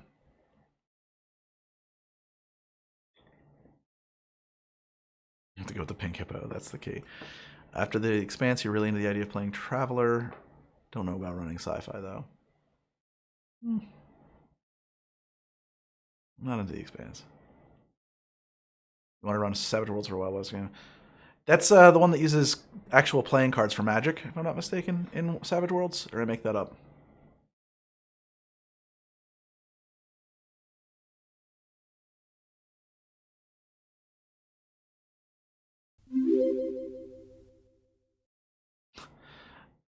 I have not played Elite Dangerous. I think I want to check it out. I do remember Mage Knight because me and my friends all used to work at a hobby shop, and there was a guy that we used to make fun of who would call it Meganat. That's one dude who used to work there. Hey, kids, you got to stock up the Mega Knights.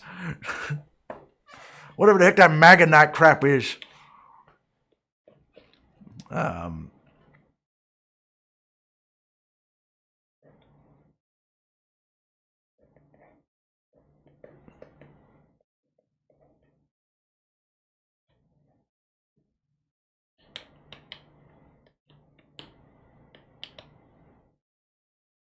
Thousand minis, repurposing them into D&D. I always wanted to play Delta Green. Sounds like a game I'd like to run. I think Delta Green would be very interesting. I would like to play and or run Paranoia. Both of those sound interesting. This is my house. This is my office, and my bar is just over that way.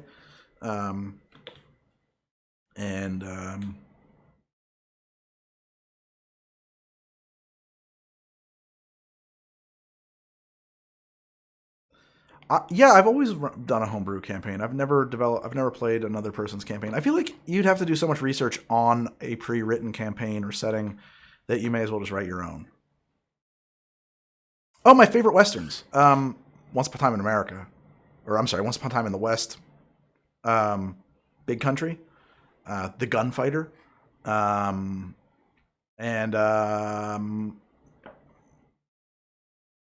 what's that one I really like? High Plains Drifter. Blazing Saddles, but that doesn't count. And The Searchers. Very, very standard list.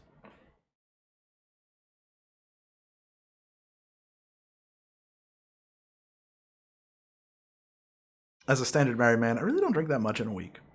As a streamer, I drink a little bit more, but I don't really drink that much in a week as a standard married man. How in-depth do you get with world building? Do you make maps and nations? Yeah. Although the campaign that I'm running right now kind of exists in a time before the concept of nations really took hold.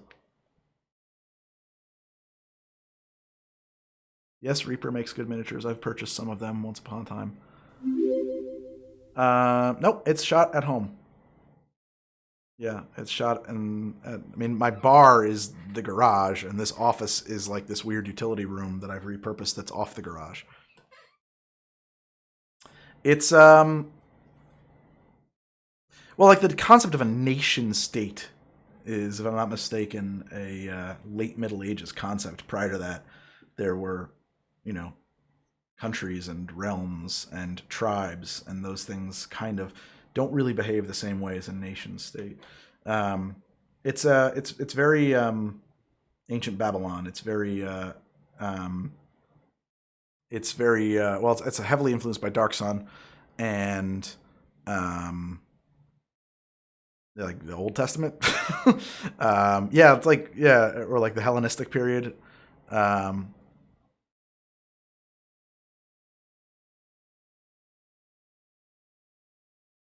It's low magic, but not because magic is rare, but because magic is super dangerous, or the potential for magic is super dangerous.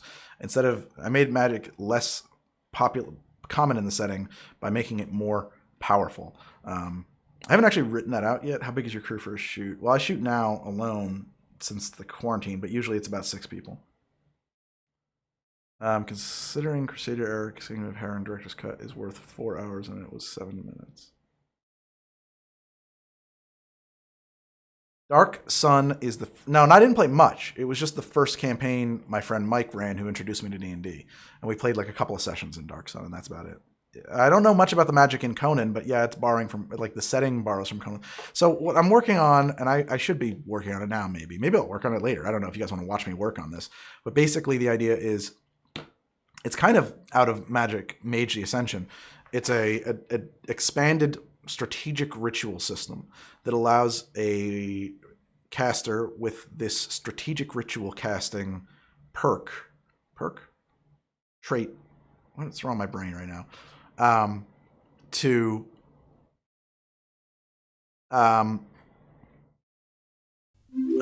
basically say, well, this is the effect I want to do. I want to flood feet. Thank you. I want to flood the city of Verona. I want to flood it. Okay. Well, how far away? How big is that city? Like, and so how far away are you? How much water are we talking about? How long would that last? Right. I am writing up a doc on my world building. You can actually, it's public. Hold on, let me find the link right now because I'm doing it all in World Anvil. I'm currently borrowing my friend's. I'm going to send you guys a link right now.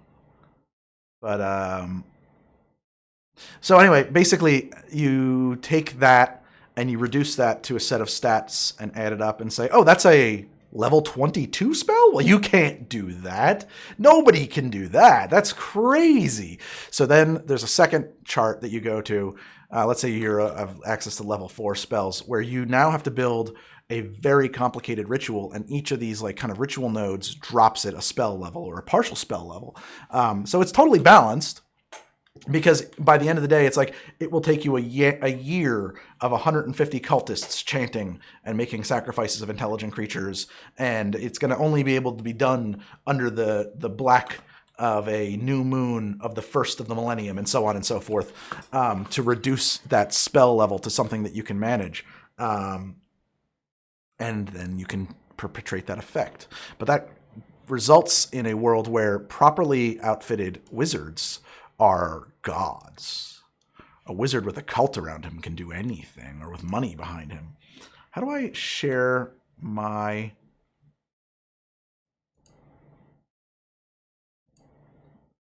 world?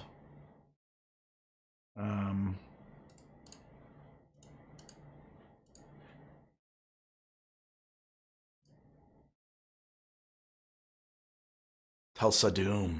Yeah. Exactly. I don't know how you do this. You're supposed to be able to share your world, and I know I have a special link. Maybe it's View Chrome. Here we are. If you guys want to check out the work I'm doing on my world, it's right there. Never played Dragon Age. Oh, maybe I did. I played the one Dragon Age. Too story. Too much story. Too much on rails. Too much narration. Too much narrative. Let me play the game.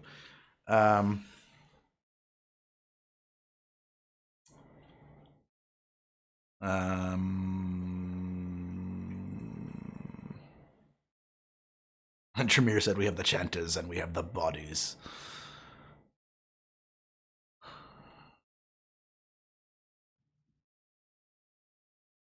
Lopan. Perfect example.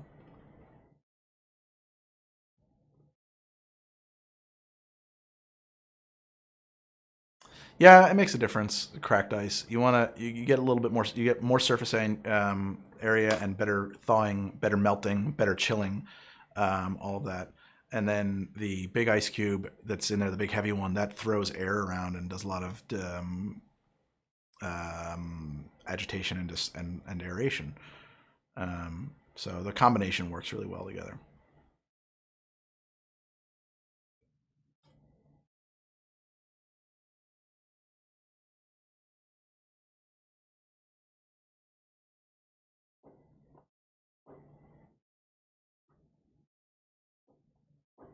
I like both a bee's knees and a gold rush. I don't really have a go-to vodka. I'll buy whatever's cheap.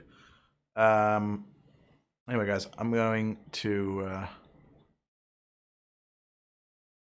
also ice melting chill the liquid faster than ice sitting in a glass.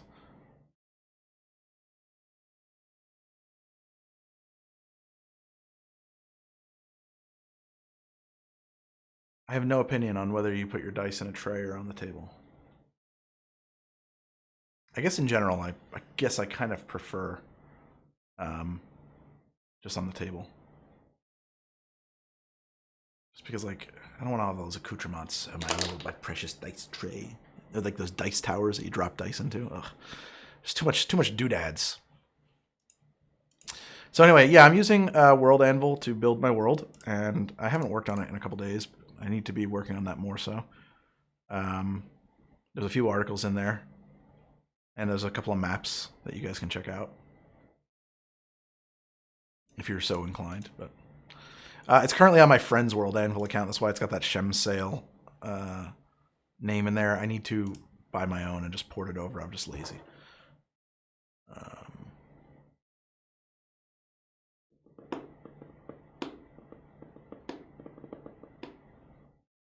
Well, I think I'm going to bail for a little while.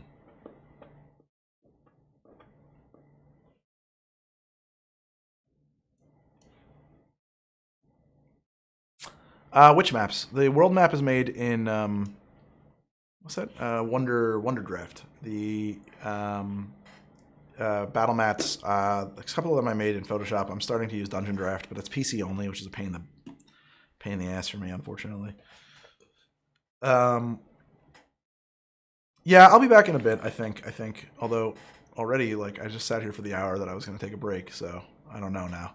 I'll try to be back tonight. I will try. I'm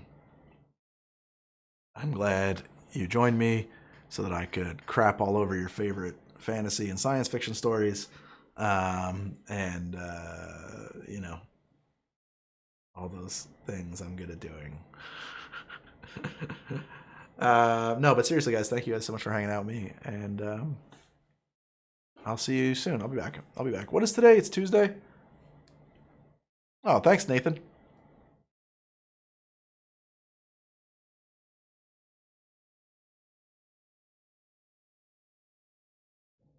What was I gonna say? It's really hard. I gotta get better at it. It's very hard for me to stick to like a streaming schedule. I'm pretty happy with my map that I'm working on here. Check it out. It's on that Qualm link I just sent you guys. I'll send it to you again if you're looking for something to check it out.